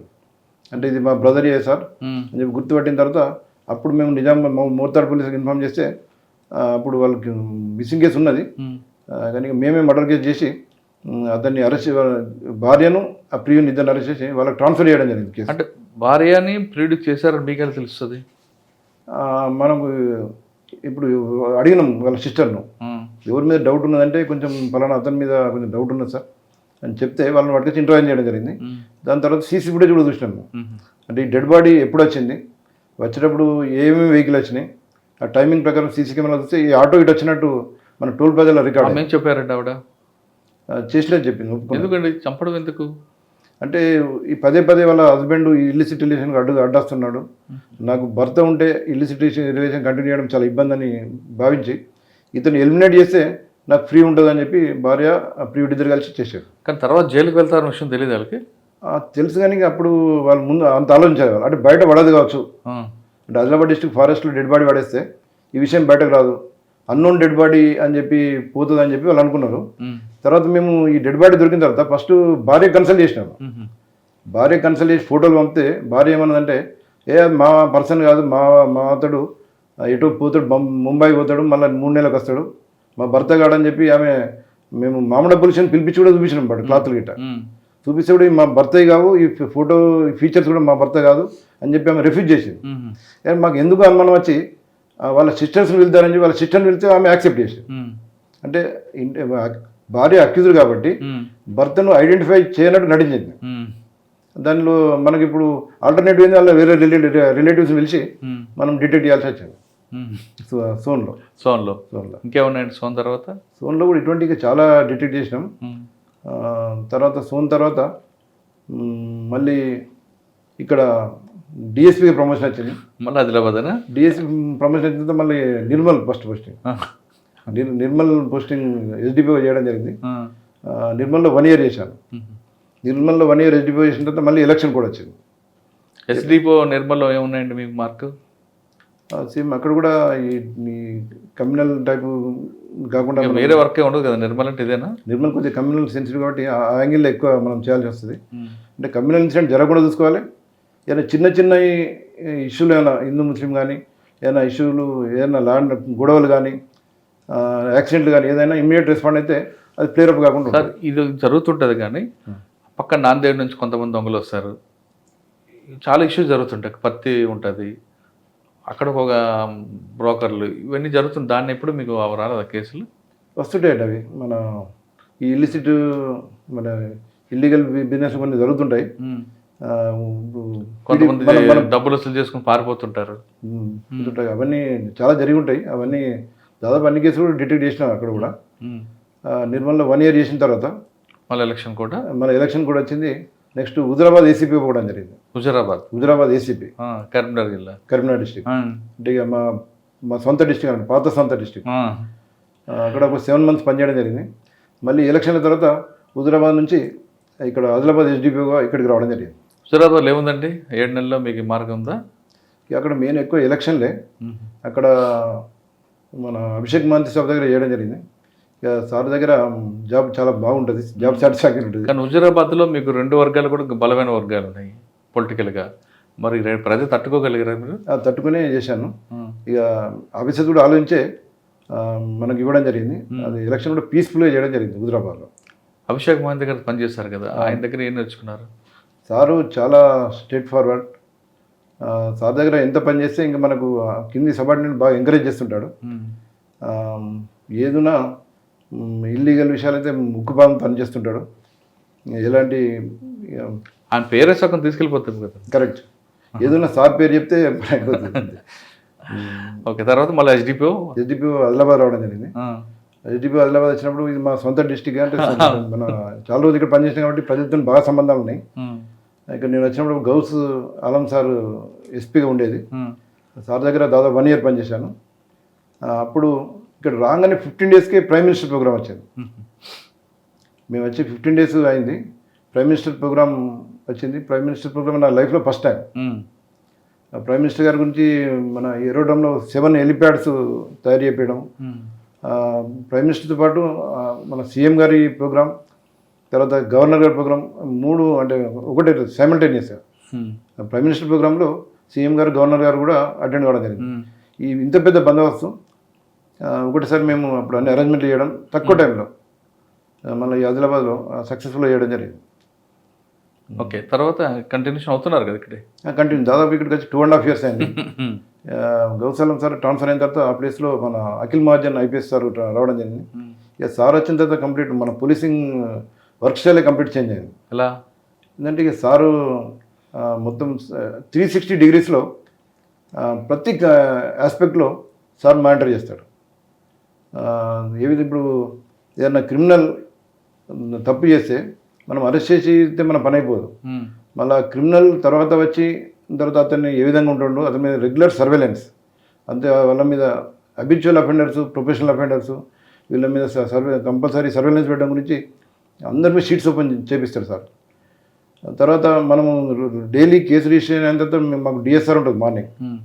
డిఎస్ఆర్లో మేము రిపీటెడ్ అఫెండర్స్ ఉంటే డాటా ఇవ్వాలి. ఇప్పుడు ఈ కేసులో పలానా అక్యూజ్ ఉన్నాడు, ఇతడు ఇంతకుముందు ఏమైనా ప్రీవియస్ కేసులు ఉన్నాడా లేదా, ఉంటే ఏమేమి కేసులు ఉన్నాయి, అతన్ని ఇంతకుముందు ఏమైనా బైండ్ ఓవర్ చేసింట తహసీల్దార్ ముందట, అవన్నీ మనం డాటా డైలీ డిఎస్ఆర్లో చెప్పాల్సి ఉంటుంది. అది ఒకటే కాకుండా సార్ వచ్చిన తర్వాత main land grabbers, cheaters, rowdy sheeters, ganja, job fraud cheaters, వీళ్ళందరి మీద ఉక్కుపాదం పెట్టడం జరిగింది. ఇప్పుడు సార్ ఇప్పుడు ఈయన వచ్చిన తర్వాత రెగ్యులర్గా ఉన్న క్రైమ్తో పాటు యూఏ కేసులు కూడా వెనక్కి తీయడం, దాని మీద ఒక కమిటీ వేయడం, ఒక సిట్ ఫామ్ చేశారట, నిజమైనది? కరెక్టే అండి. ఇప్పుడు కొందరు ఆఫీసర్లు ఏం చేస్తారంటే మనకు కంప్లైంట్ వస్తేనే కేసు దర్యాప్తు చేయడము, నేరస్తులు నిందితులను పట్టుకోవడం అది చేస్తుంటారు. అండ్ సార్ పాలసీ అలా ఆ విధంగా కాదు. క్రైమ్ కొందరు రౌడీ షీటర్స్ భయానికి, ల్యాండ్ గ్రాబర్ల భయానికి కొందరు పిటిషన్స్ ఇవ్వకపోవచ్చు. మనం అటువంటి బాధితులను ఐడెంటిఫై చేయాలి. అంటే అటువంటి ఐడెంటిఫై చేసి వాళ్ళను 1-to-1 సీక్రెట్గా మాట్లాడి వాళ్ళకి ఏ విధంగా అన్యాయమైంది అని చెప్పి భావించి వాళ్ళని పిలిచి వారితో కంప్లైంట్ తీసుకొని కూడా చాలామంది ల్యాండ్ గ్రాబర్లపై కేసు నమోదు చేసి అరెస్ట్ చేయడం జరిగింది. సార్ వచ్చిన తర్వాత ఈ దాదాపు 30 years 20 years నుంచి జరిగిన ఈ ల్యాండ్ గ్రాబింగ్లు పాపం చాలామంది ప్లాట్లు కొనుక్కున్నారు. కొనుక్కున్న ప్లాట్లకు వాళ్ళని పోనీయకుండా ఈ ల్యాండ్ గ్రాబర్స్ ఆక్రమించుకొని కూర్చున్నారు. ఒకవైపు రౌడ్ షీటర్స్, ఒకవైపు ల్యాండ్ గ్రాబర్స్ ఇన్నోసెంట్ పబ్లిక్ మీద వాళ్ళ ప్రాపర్టీస్ వాళ్ళకి చెందకుండా చేయడం, వాళ్ళని లేకపోతే వాళ్ళ ప్లాట్స్ వీళ్ళు కబ్జా చేయడం, ఆ విధంగా చేసి దాన్ని కంప్లీట్ నిర్మూలించడం జరిగింది. ఈ క్రమంలో కొంతమంది వేరే దేశంలో రావడం, ఇక్కడ ఒక దొంగతనం చేస్తారు వేరే దేశాల నుంచి వచ్చి. అది ఇటీవల నేను దాదాపు ఒక 15 days బ్యాక్ ఈ కైలాస్ నగర్లో ఒక పర్సన్ ఇంట్లో వాళ్ళు ఇంటికి తలపించి హైదరాబాద్ పోయిండ్రు. పోతే వీళ్ళు బంగ్లాదేశ్కి వెళ్ళి 2 persons, తర్వాత ఒక మధ్యప్రదేశ్ నుంచి ఒకరు, టోటల్ 3. వీళ్ళు వచ్చి ఆ ఇంటి ఒక లాడ్జ్లో వీళ్ళు ఉన్నారు. లాడ్జ్లో ఉండి ఒకరోజు మొత్తం రెక్కీ చేశాను. అంటే కొద్దిగా బిల్డింగ్ పెద్దది సెలెక్ట్ చేసుకునే వాళ్ళు. తర్వాత బయట కాంపౌండ్ వాళ్ళ గేట్కు తాళం ఉండాలి. అది కైలాసంలో ఒక ఇల్లు సెలెక్ట్ చేసుకొని దాంట్లోకి నైట్లో లోపలికి పోయి మెయిన్ డోర్ యొక్క డోరు బ్రేక్ చేసి దాదాపు 12 lakhs వరకు గోల్డ్, సిల్వర్ ఆర్నమెంట్స్, కొంత నెట్ క్యాష్, సెల్ ఫోన్లు కూడా దొంగతనం చేయడం జరిగింది. యాక్చువల్లీ ఫస్ట్ ఆ కేసులో మాకు ఎలాంటి క్లూస్ లేకుండే. మా ఎస్పీ గారు స్పెషల్ టీమ్స్ ఫామ్ చేసి ఎట్టి పరిస్థితిలో ఈ కేసు ఛాలెంజింగ్గా తీసుకొని డిటెక్ట్ చేయాలని చెప్పి మోటివేట్ చేయడంతో మేము దానిలో బాగా కష్టపడి పట్టుకోవడం జరిగింది. దానిలో ఆ ఇంట్లో సీసీ కెమెరాస్ ఉన్నాయి కానీ ఆ రోజు పనిచేయలేదు. ఇంట్లో చాలా సీసీ కెమెరాస్ ఉన్నాయి కానీ బ్యాడ్ లక్ ఏంటంటే పనిచేయలేదు. ఇక అవుట్ సైడ్ సీసీ కెమెరాల మీద మేము డిపెండ్ అవ్వాల్సి వచ్చింది. ఆ రోజు నైట్లో ఫుల్ వర్షం పడ్డది, మళ్ళీ చీకటి కూడా ఉండే. సీసీ కెమెరాలు కూడా చాలా దూరం ఒకదానికొకటి లింక్ తీసుకుంటూ ఆ సీసీ కెమెరాల ఆధారంగా వాళ్ళ మూమెంట్, ఒక బైక్ మీద వచ్చి 3 persons వచ్చినట్టు మాకు కనిపించాను. దాంతో అది ఏ విధంగా పోయింది అంటే ట్రాక్ పోతే అది నిర్మల్ రూట్లో పోయింది. ట్రాక్ ఆధారంగా మేము చేంజ్ చేస్తే దాన్ని వాళ్ళు ఒక లాడ్జ్లో స్టే చేసినట్టు. ఇక్కడ నిర్మల్లోనా? ఆదిలాబాద్ లాడ్జ్లో. ఓకే. అంటే అఫెన్స్ కంటే ఒక రోజు ముందు వచ్చి ఆదిలాబాద్ లాడ్జ్లో స్టే చేశాను. ఈ లాడ్జ్లో దొరికిన ఆధారంగా అతడు మళ్ళీ ఈ సీసీ కెమెరాల ఆధారంగా మేము డాటా తీస్తే అతడు పాత అఫెండర్. ఇంతకుముందు ఛత్తీస్గఢ్లో అతడు అరెస్ట్ అయ్యాడు. ఆ డాటా మాకు పంపడం జరిగింది. అయితే అతన్ని బంగ్లాదేశ్గా మేము గుర్తించినాం. అతడు ఛత్తీస్గఢ్తో పాటు ఒరిస్సా, మధ్యప్రదేశ్, డిఫరెంట్ మన మహారాష్ట్ర కూడా కొన్ని అఫెన్సులు చేయడం జరిగింది. యవత్మాల్లో చేసిండు. ఇటు షోలాపూర్ సైడ్ కూడా చేసిండు అని చెప్తాను. అతను మెయిన్ A1 దానిలో జానీ అలీ అనే ఒక పర్సన్, బంగ్లాదేశ్ అతడు దాదాపు 10 years పీరియడ్లో దాదాపు 10 సార్లు బంగ్లాదేశ్ నుంచి ఇల్లీగల్గా మన ఇండియాకి రావడం, ఇక్కడ అఫెన్సులు ప్రాపర్టీ అఫెన్సులు చేయడం, మళ్ళీ ఎప్పుడైతే ప్రాపర్టీ అఫెన్స్ అయిందో ఈ ప్రాపర్టీని తీసుకొని మళ్ళీ బంగ్లాదేశ్ పారిపోవడం చేస్తుంటాడు. అయితే ఈసారి మాత్రం మా ఆదిలాబాద్ అఫెన్స్కి ఒక 10 days ముందు అతడు ఇంకో పర్సన్, బంగ్లాదేశ్ పర్సన్ కూడా తీసుకొచ్చాను. 2 బంగ్లాదేశీస్ వచ్చి మన మధ్యప్రదేశ్ చెందిన ఒక ప్రాపర్టీ అఫెండర్, ఓల్డ్ అఫెండర్, వీళ్ళ 3 మధ్యప్రదేశ్ భోపాల్లో ఒక బైక్ దొంగతనం చేశాను. ఆ దొంగతనమైన బైక్తోని దాన్ని నాగ్పూర్లో ఫస్ట్ అఫెన్స్ చేశాను. నాగ్పూర్లో అఫెన్స్ చేసి మన దగ్గరికి వచ్చి ఒక లాడ్జ్లో స్టే చేసి మొత్తం ఆదిలాబాద్ అంతా రక్కీ చేసుకొని ఇది దొంగతనం చేయడం జరిగింది. దీనిలో మేము చాలా కష్టపడి మా ఎస్పీ అఖిల్ మహాజన్ సార్ ఇచ్చిన ఇన్స్ట్రక్షన్ ప్రకారం వితిన్ 48 hours వీళ్ళు అంటే యవత్మల్ పోయి అక్కడ వేరే దొంగతనం చేయడానికి ప్లాన్ వేశారు. అంటే అక్కడ యవత్మల్లో చేయాల్సిన దొంగతనాన్ని మేము జరగకుండా ఆపి వాళ్ళని పట్టుకోవడం జరిగింది. దీనిలో స్టోలన్ గురైన మొత్తం ఎంటైర్ ప్రాపర్టీ, సెల్ ఫోన్లు రికవరీ చేయడం జరిగింది. అంటే వాళ్ళు ఇంకా బంగ్లాదేశ్కి వెళ్ళలేదు కాబట్టి రికవరీ చేసినాం. బంగ్లాదేశ్కి వస్తే కష్టమైంది. మేము పట్టుకోవడం మాకు చాలా సాటిస్ఫాక్షన్ అనిపించింది. జాబ్ సాటిస్ఫాక్షన్ అంటే ఇదే. అదే సార్, ఆదిలాబాద్ క్రైమ్ నేచర్ ఎలాగుంది? మీ ఫస్ట్లో ఎస్ఐ ఉన్నప్పుడు ఎలాగుంది, ఇప్పుడు డిఎస్పీకి ఉన్నప్పుడు మారిందా, తగ్గిందా? అంటే ఫస్ట్లో ఎస్ఐ ఉన్నప్పుడు ఇవన్నీ దొంగతనాలు ఫిజికల్గా ఇవి జరిగేవి. ఇప్పుడు ఏంటంటే సైబర్ క్రైమ్స్ ఎక్కువ జరుగుతున్నాయి. మెయిన్ సెల్ ఫోన్ల ద్వారా ఎక్కువ క్రైమ్ జరుగుతున్నాయి. ఈ లేడీస్ను టీచింగ్ చేయడం అటువంటి. అప్పుడు సెల్ ఫోన్ లేకుండా నేను ఎస్ఐ పని చేసినాను. అంటే ఉన్నాయి కానీ చాలా తక్కువ. ఇప్పుడు మొత్తం సైబర్ క్రైమ్స్ ఇది జరుగుతున్నాయి. తర్వాత దొంగలు కూడా కొంచెం వాళ్ళు దొరకకుండా ఉండడానికి వాళ్ళన్నీ స్కిల్స్ నేర్చుకుంటున్నారు. దానికి కౌంటర్ చేయడానికి మన పోలీస్ ఆఫీసర్స్ కూడా మేము కూడా రెగ్యులర్ ట్రైనింగ్స్ నేర్చుకోవాల్సిన అవసరం ఉంటుంది. సార్, ఇక్కడ అఖిల్ మహాజన్ గారు ఎస్పీగా వచ్చిన తర్వాత పబ్లిక్కి ఎక్కువ అవగాహన కల్పించడంలో అంటే డిటెక్షన్ కన్నా ముందు వాళ్ళకి అవేర్నెస్ అవ్వడంలో ఎక్కువ ప్రయారిటీ ఇస్తున్నట్టుగా తెలుస్తుంది. పాత కేసులన్నింటిలో కూడా తీసుకురావడం, యూఏ కేసులు డిటెక్ట్ చేయడం చేస్తున్నారు. ఇప్పుడు ఆదిలాబాద్లో అఖిల్ మహాజన్ గారి యొక్క మార్క్ ఏముంది? సారు పేరే ఒక బ్రాండ్. సార్ వచ్చిన తర్వాత ఈ మొత్తం ల్యాండ్ గ్రాబర్స్, ఈ రౌడీ షీటర్స్, గాంజా అఫెండర్స్, ఈ పీడిఎస్ రైస్ ట్రాన్స్పోర్టర్స్, వీళ్ళందరూ కూడా ఉంటే జైల్లో ఉండాలి, లేకపోతే ఇక్కడ ప్రశాంతంగా ఉండాలి, లేదంటే సార్ ఉన్న రోజులు పారిపోవాలన్న కాన్సెప్ట్ ఉన్నారు. అది చాలా వరకు మేము కేసులు బుక్ అయిన తర్వాత కూడా ల్యాండ్ గ్రాబర్ని అరెస్ట్ చేయడానికి పోతే వాళ్ళు దొరకలేరు. సెల్ ఫోన్లు స్విచ్ ఆఫ్ పెట్టుకొని Goa, south India, north India తీర్థయాత్ర కూడా కొందరు పోతున్నట్టు. Rowdy sheeters, land grabbers sir ఉన్నంత వరకు రావద్దన్నది, లేకపోతే వస్తే మంచిగా ఉండాలి. వాళ్ళ బిహేవియర్, క్రైమ్ బిహేవియర్ చేంజ్ చేసుకోవాలి, లేదంటే జైల్లో ఉండాలి. కాబట్టి అందరూ ఈ నేరస్తులు మాత్రం అంటే రిపీటెడ్ అఫెండర్స్ మాత్రం చాలా భయం ఉన్నారు. క్రైమ్ ఆదిలాబాద్లో బాగా తగ్గింది. మేము యాక్సిడెంట్లు అయితే మేము పోయిన ఇయర్ కంపేర్ చేస్తే 25% యాక్సిడెంట్ తగ్గినాయి. అంటే డాటా మన స్టేట్లో యాక్సిడెంట్ తగ్గిన డిస్టిక్లో మా ఆదిలాబాద్ డిస్టిక్ టాప్ ఉన్నది. 25% తగ్గినాయి. అంటే పోయినసారి 100 మంది ఫ్యాటల్ యాక్సిడెంట్లో చనిపోతే ఈసారి ఓన్లీ 75 చనిపోయారు. అంటే ఒక 25%ను ప్రాణాలు మేము కాపాడగలిగాం. గౌరవ మా ఎస్పీ అఖిల్ మహాజన్ గారి ఇన్స్ట్రక్షన్ మేరకు అందరూ జిల్లా పోలీసులు అందరూ హార్డ్ వర్క్ చేసి చేయడం జరిగింది.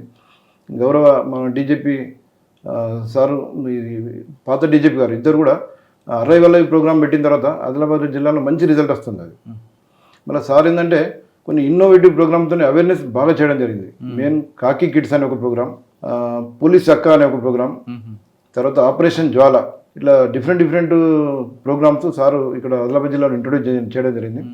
తర్వాత ఆదివాసుల గురించి కూడా చాలా మెడికల్ క్యాంపులు, చిన్న కార్యక్రమంలో హెల్ప్ చేయడం, అట్లా చేయడం జరిగింది.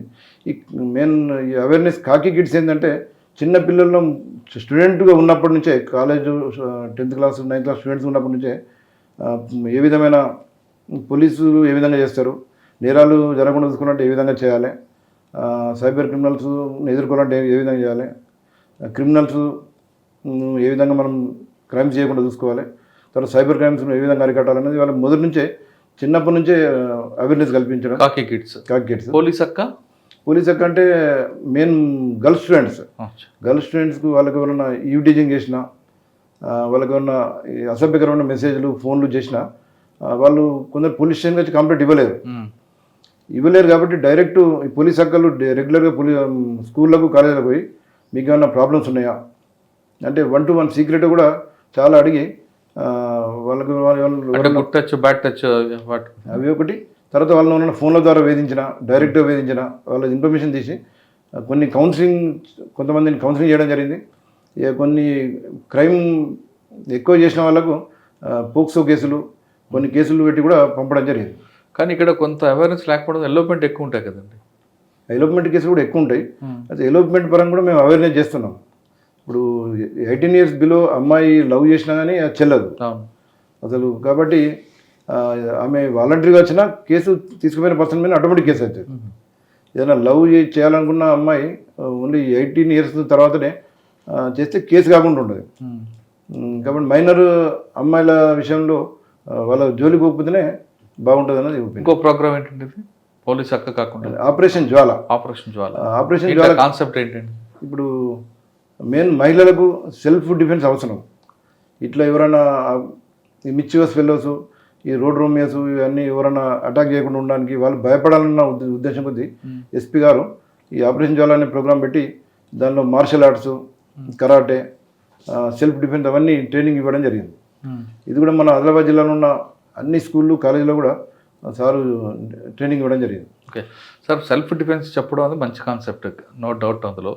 కానీ ఎవరో వస్తారు కాపాడతారని కాకుండా ముందు ప్రజెన్స్ ఆఫ్ మైండ్, అంటే నా మైండ్ రకరకాలుగా చేస్తే అక్కడే కంట్రోల్ అవుతుంది కదా, ప్రజెన్స్ ఆఫ్ మైండ్ కూడా నేర్పితే బాగుంటుంది కదా అమ్మాయిలకి. అది కూడా నేర్పిస్తారండి దానిలో ఆపరేషన్ జ్వాలల ప్రోగ్రామ్ అది కూడా ఒకటి ఉంటుంది. ప్రజెన్స్ ఆఫ్ మైండ్ కూడా ఒకటి ఉంటుంది. మళ్ళీ ఇప్పుడు ఆదిలాబాద్ ఒక ఇంపార్టెంట్ ఏంటంటే ఒకటి 1 year నుంచి ఒక గ్యాంగ్ ఎక్కడికెళ్ళి ఒక గ్యాంగ్ వచ్చి వెహికల్, ఇన్నోవా వెహికల్, రకరకాల వెహికల్ తీసుకొని వచ్చి నైట్లో రోడ్లపై తిరిగే ఆవులు, చిన్న చిన్న లేగదూడలు, తర్వాత రైతులు కూడా క్యాటిల్ షెడ్లలో కట్టేసి ఉంటే వాటికి ఏం చేస్తారంటే వీళ్ళు వచ్చి ఒకటి ఇంజెక్షన్ ఇస్తారు. మత్తు ఇంజెక్షన్ ఇస్తారు. ఇవ్వగానే అది 1 minute కింద పడిపోతుంది, అన్కాన్షియస్ అయిపోతుంది. అన్కాన్షియస్ అయిన తర్వాత వీళ్ళు ఏంటంటే తెచ్చిన ఇన్నోవా వెహికల్లో వెనక సీట్లు ఉండవు. ఈ కింద పడ్డ లేగదూడలు ఆవులను దానిలో లోడ్ చేసుకొని ఈ మహారాష్ట్ర నాందేడ్ తీసుకుపోయి అక్కడ దాన్ని స్లాటర్ హౌస్లకు అమ్మేవాళ్ళు. ఇట్లా 1 year నుంచి దాదాపు ఒక 20 to 30 కౌస్, వాటి చిన్న చిన్న లేగదూడలు ఇక్కడ దొంగతనం కావడం జరిగింది. మేము దాన్ని ఒక 10 కేసుల వరకు కేసులు నమోదు చేసినాం. ఇలా దొరికారండి వాళ్ళు. దానిలో కూడా సీసీ కెమెరాలే మెయిన్. సీసీ కెమెరాల ఆధారంగా వాళ్ళ నెంబర్ ప్లేట్ కూడా ఫేక్ నెంబర్ ప్లేట్ ఉంటుంది, కొన్నిటికైతే నెంబర్ ప్లేట్ ఉండదు. మళ్ళీ రోడ్ల మీద తిరిగే ఆవులు ఎక్కువ ఉంటాయి కాబట్టి వాటికి ఓనర్స్ కూడా ఐడెంటిఫై చేయడానికి టైం పడుతుంది. అయినా దానిలో చాలా కష్టపడి ఆ గ్యాంగ్ను నాందేడ్కి వెళ్ళి పట్టుకురావడం జరిగింది. ఒక 14 మంది gang, different teams, Adilabad, Nirmal, Kamareddy, తర్వాత నిజామాబాద్, ఈ 4 నార్త్ తెలంగాణ జిల్లాలో వీళ్ళు వచ్చి మత్తు ఇంజెక్షన్ ఇచ్చి కింద పడంగానే వాటిని తీసుకుపోయి అక్కడ స్లాటర్ హౌస్లో ఒక 30-40 ఆవుల వరకు అమ్మేయడం జరిగింది. ఆవులు, ఎడ్లు, రకరకాలు. ఆ గ్యాంగ్ని పట్టుకుని అందరినీ జైలు పంపడం జరిగింది. దానిలో కూడా చాలా సాటిస్ఫాక్షన్ అనిపించింది. అంటే పాపం రైతులు వాళ్ళు ఎంతో కష్టపడి పెంచుకున్న ఆవులు, ఎడ్లను ఈ మత్తు ఇంజెక్షన్ల ద్వారా దానికి కింద పడగొట్టి తీసుకుపోవడం అది కొంచెం ఇన్హ్యూమన్ కాదు సార్. అప్పట్లో ఒక ఎఫెన్స్ అయిందనుకోండి, ఆ ఎంఓ చూడగానే ఆ ఎంట్రీ ఏంటి, ఎగ్జిట్ ఏంటి, వాడు ఏం వాడే చూసి పలాంటి టీం చెప్పేవారు. ఇప్పుడు ఆ దొంగలు కూడా స్మార్ట్ అయిపోయారు మీరు చెప్తున్నట్లుగా. అక్కడ యూనిఫామ్ లేదు, కాలనీ లేదు, ఏం లేదు. మరి ఈ ఛాలెంజ్ని ఇప్పుడు వచ్చే జనరేషన్ ఎలా తీసుకోవాలి? అదే మనం కూడా స్కిల్స్ అప్డేట్ చేసుకోవాలి. రెగ్యులర్ ట్రైనింగ్స్ అవసరం ఉంటాయి. మీరు అన్నట్టు కరెక్ట్. అప్పుడు పాత మా క్రైమ్ పార్టీ వాళ్ళు, పాత ఆఫీసర్లు ఏంటంటే ఒక అఫెన్స్ జరగగానే ఆ ఎంఓని బట్టి ఇది పలానా గ్యాంగ్ సార్ అని చెప్పేవారు పట్టుకోవాలి. అప్పుడు మొత్తం మాన్యువల్ ఇంటెలిజెన్స్ మీదనే ఆధారపడేది, హ్యూమన్ ఇంటెలిజెన్స్ మీద. ఇప్పుడు హ్యూమన్ ఇంటెలిజెన్స్ కంటే ఎక్కువ టెక్నాలజీ మీద ఆధారపడే పరిస్థితి ఉన్నది. టెక్నాలజీ మెయిన్ ముఖ్యంగా సీసీ కెమెరాస్. ఈ సీసీ కెమెరా దాదాపు ఇప్పుడు దొరికే దొంగతనంలో కావచ్చు, అదర్ క్రైమ్స్లో కావచ్చు, 50-60% కేసులు ఓన్లీ సీసీ కెమెరాల మూలంగానే డిటెక్ట్ అవుతున్నాయి. కానీ కొన్ని సీసీ కెమెరాలు దొరకకుండా కూడా వెళ్తుంటారు. కొన్ని ప్రాంతాల్లో సీసీ కెమెరాలు పనిచేయవు. మరి అటువంటిప్పుడు ఆ కేసులు ఎలా డిటెక్ట్ చేయాలి? అంటే ఒక్క నేరం జరిగిన ప్లేస్లో సీసీ కెమెరా పనిచేయకుండా జనరల్గా స్ట్రీట్లో కూడా సీసీ కెమెరాస్ ఉంటాయి. స్ట్రీట్లో ఉన్న సీసీ కెమెరాస్ నేరస్తుడు ఏ విధంగా ఎంట్రీ అయ్యిండు, ఎగ్జిట్ అయ్యిండు, ఆ రూట్ మొత్తం మనం ట్రాక్ చేయాలి. చేస్తే ఎక్కడో దగ్గర ప్రతి నిందితుడు, నేరస్తుడు కూడా తనకు సంబంధించిన సాక్ష్యాలు ఎక్కడో దగ్గర వదిలిపెట్టిపోతాడు. విజిటింగ్ కార్డ్ వేస్తాడు, తెలియకుండానే వదిలిపెట్టిపోతాడు. కాబట్టి మనం పట్టుకునే అవకాశాలు ఉంటాయి. అంటే మనం ఆ ప్రాంతాన్ని క్షుణ్ణంగా పరిశీలించాలి. కానీ హ్యూమన్ ఇంటెలిజెన్స్ కూడా వాడుకుంటే ఇంకా బాగుంటుంది. హ్యూమన్ ఇంటెలిజెన్స్ ఇప్పుడు కూడా ఉన్నది, మేము వాడతాము. ఇప్పుడు వస్తున్న జనరేషన్ ఆఫీసర్స్ ఎవరు హ్యూమన్ ఇంటెలిజెన్స్ కాదు కదా. నేరం జరగగానే cell phone, tower locations, dump ఇవే చూస్తున్నారు కదా. కరెక్ట్. అది అంటే పాత రోజుల్లో ఓన్లీ హ్యూమన్ ఇంటెలిజెన్స్ కాబట్టి ప్రతి ఒక్క దాని మీదనే కాన్సన్ట్రేట్ చేసేవారు. ఇప్పుడు టెక్నాలజీ ఒకవైపు, హ్యూమన్ ఇంటెలిజెన్స్ రెండు మనం వాడుకోవాలి. రెండు కోఆర్డినేషన్తో మనం చేస్తే క్రైమ్స్, దొంగతనాలు కానీ లేదంటే నేరాలు కానీ డిటెక్ట్ అయ్యే అవకాశం ఉంటుంది. సార్ 96లో ఆదిలాబాద్లో పబ్లిక్కి పోలీసుకి మధ్యన ఒక గౌరవం ఉంటుంది, భయంతో ఉన్న గౌరవం ఉంటుంది. కనపడగానే నమస్తే పెట్టడం, సార్ నమస్తే సాబ్ అని. ఇప్పుడు అది క్రమేపీ తగ్గిపోయిందా, అలాగే ఉందా, ఇంకా పెరిగే అవకాశం ఉందా? అంటే అప్పుడు పోలీస్ అంటే బాగా భయపడేవాళ్ళు. పొజిషన్ రావాలంటే కూడా ఎవరినో లీడర్ని తీసుకొని వచ్చేవాళ్ళు. ఇప్పుడు అవి పరిస్థితులు లేవు. ఇప్పుడు మా ఎస్పీఆర్ వచ్చిన తర్వాత పబ్లిక్ డైరెక్ట్గా విక్టిమ్సే వస్తున్నారు. అంటే బ్రోకర్ కానీ లీడర్ కానీ ఎవరు అవసరం లేకుండానే ఎవరైతే బాధితులు ఉంటారో వాళ్ళే వస్తుండ్రు. మన పబ్లిక్లో కూడా బాగా అవేర్నెస్ వచ్చింది. సోషల్ మీడియా బాగా పెరిగిన తర్వాత అప్పటికిప్పుడు చాలా పరిస్థితులు చేంజ్ అయినాయి. పబ్లిక్ డైరెక్ట్ వస్తుండ్రు, లేదంటే 112 డయల్ చేస్తున్నారు. మేమే వాళ్ళ దగ్గరికి అప్రోచ్ అయ్యి ఆన్ సైట్లో కూడా మేము ఎఫ్ఐఆర్ నమోదు చేయడం జరుగుతుంది. ఇప్పుడు ఈ గ్యాప్ సోషల్ మీడియా వచ్చింది కాబట్టి, అవేర్నెస్ పెరిగింది కాబట్టి ఇటువంటి సిచ్యువేషన్లో పోలీస్ ఆఫీసర్ పబ్లిక్తో ఎలా డీల్ చేయాలంటే? సోషల్ మీడియా కూడా మన రెగ్యులర్ సర్వేలెన్స్ అవసరం అది. అంటే సోషల్ మీడియా ద్వారానే బాగా విషయాలు మాకు తెలుస్తున్నాయి ఇప్పుడు. అంటే ఏం జరుగుతుంది, ఏం జరగబోతుంది అని చెప్పి చాలా జరుగుతుంది. రెగ్యులర్ సర్వేలెన్స్ టీమ్, మా సోషల్ మీడియా టీంలు రెగ్యులర్గా విజిట్ అది ఓకే, మీ ఆఫీసర్ ఎలా బిహేవ్ చేయాలి పబ్లిక్తో? రెగ్యులర్ టచ్లో ఉండాలి. ఈ సోషల్ మీడియాలో మనం కూడా కానీ గ్రూప్లలో మన స్టాఫ్ కూడా మెంబర్స్గా ఉంటే ఏంటంటే మనకు చాలా ఈజీగా ఇన్ఫర్మేషన్ వస్తుంది. ఇప్పుడు పోలీస్ ఆఫీసర్ సక్సెస్ కావాలంటే ఇన్ఫర్మేషన్ అనేది వెరీ వెరీ ఇంపార్టెంట్. ఇన్ఫర్మేషన్ ఎంత సక్సెస్ఫుల్గా మనం పబ్లిక్ నుంచి మనం రాబడితే క్రిమినల్స్ యొక్క ఇన్ఫర్మేషన్ మనకు తెలుస్తుంది. కాబట్టి మనం ఇంకా సక్సెస్ఫుల్గా పనిచేసే అవకాశం ఉంటుంది.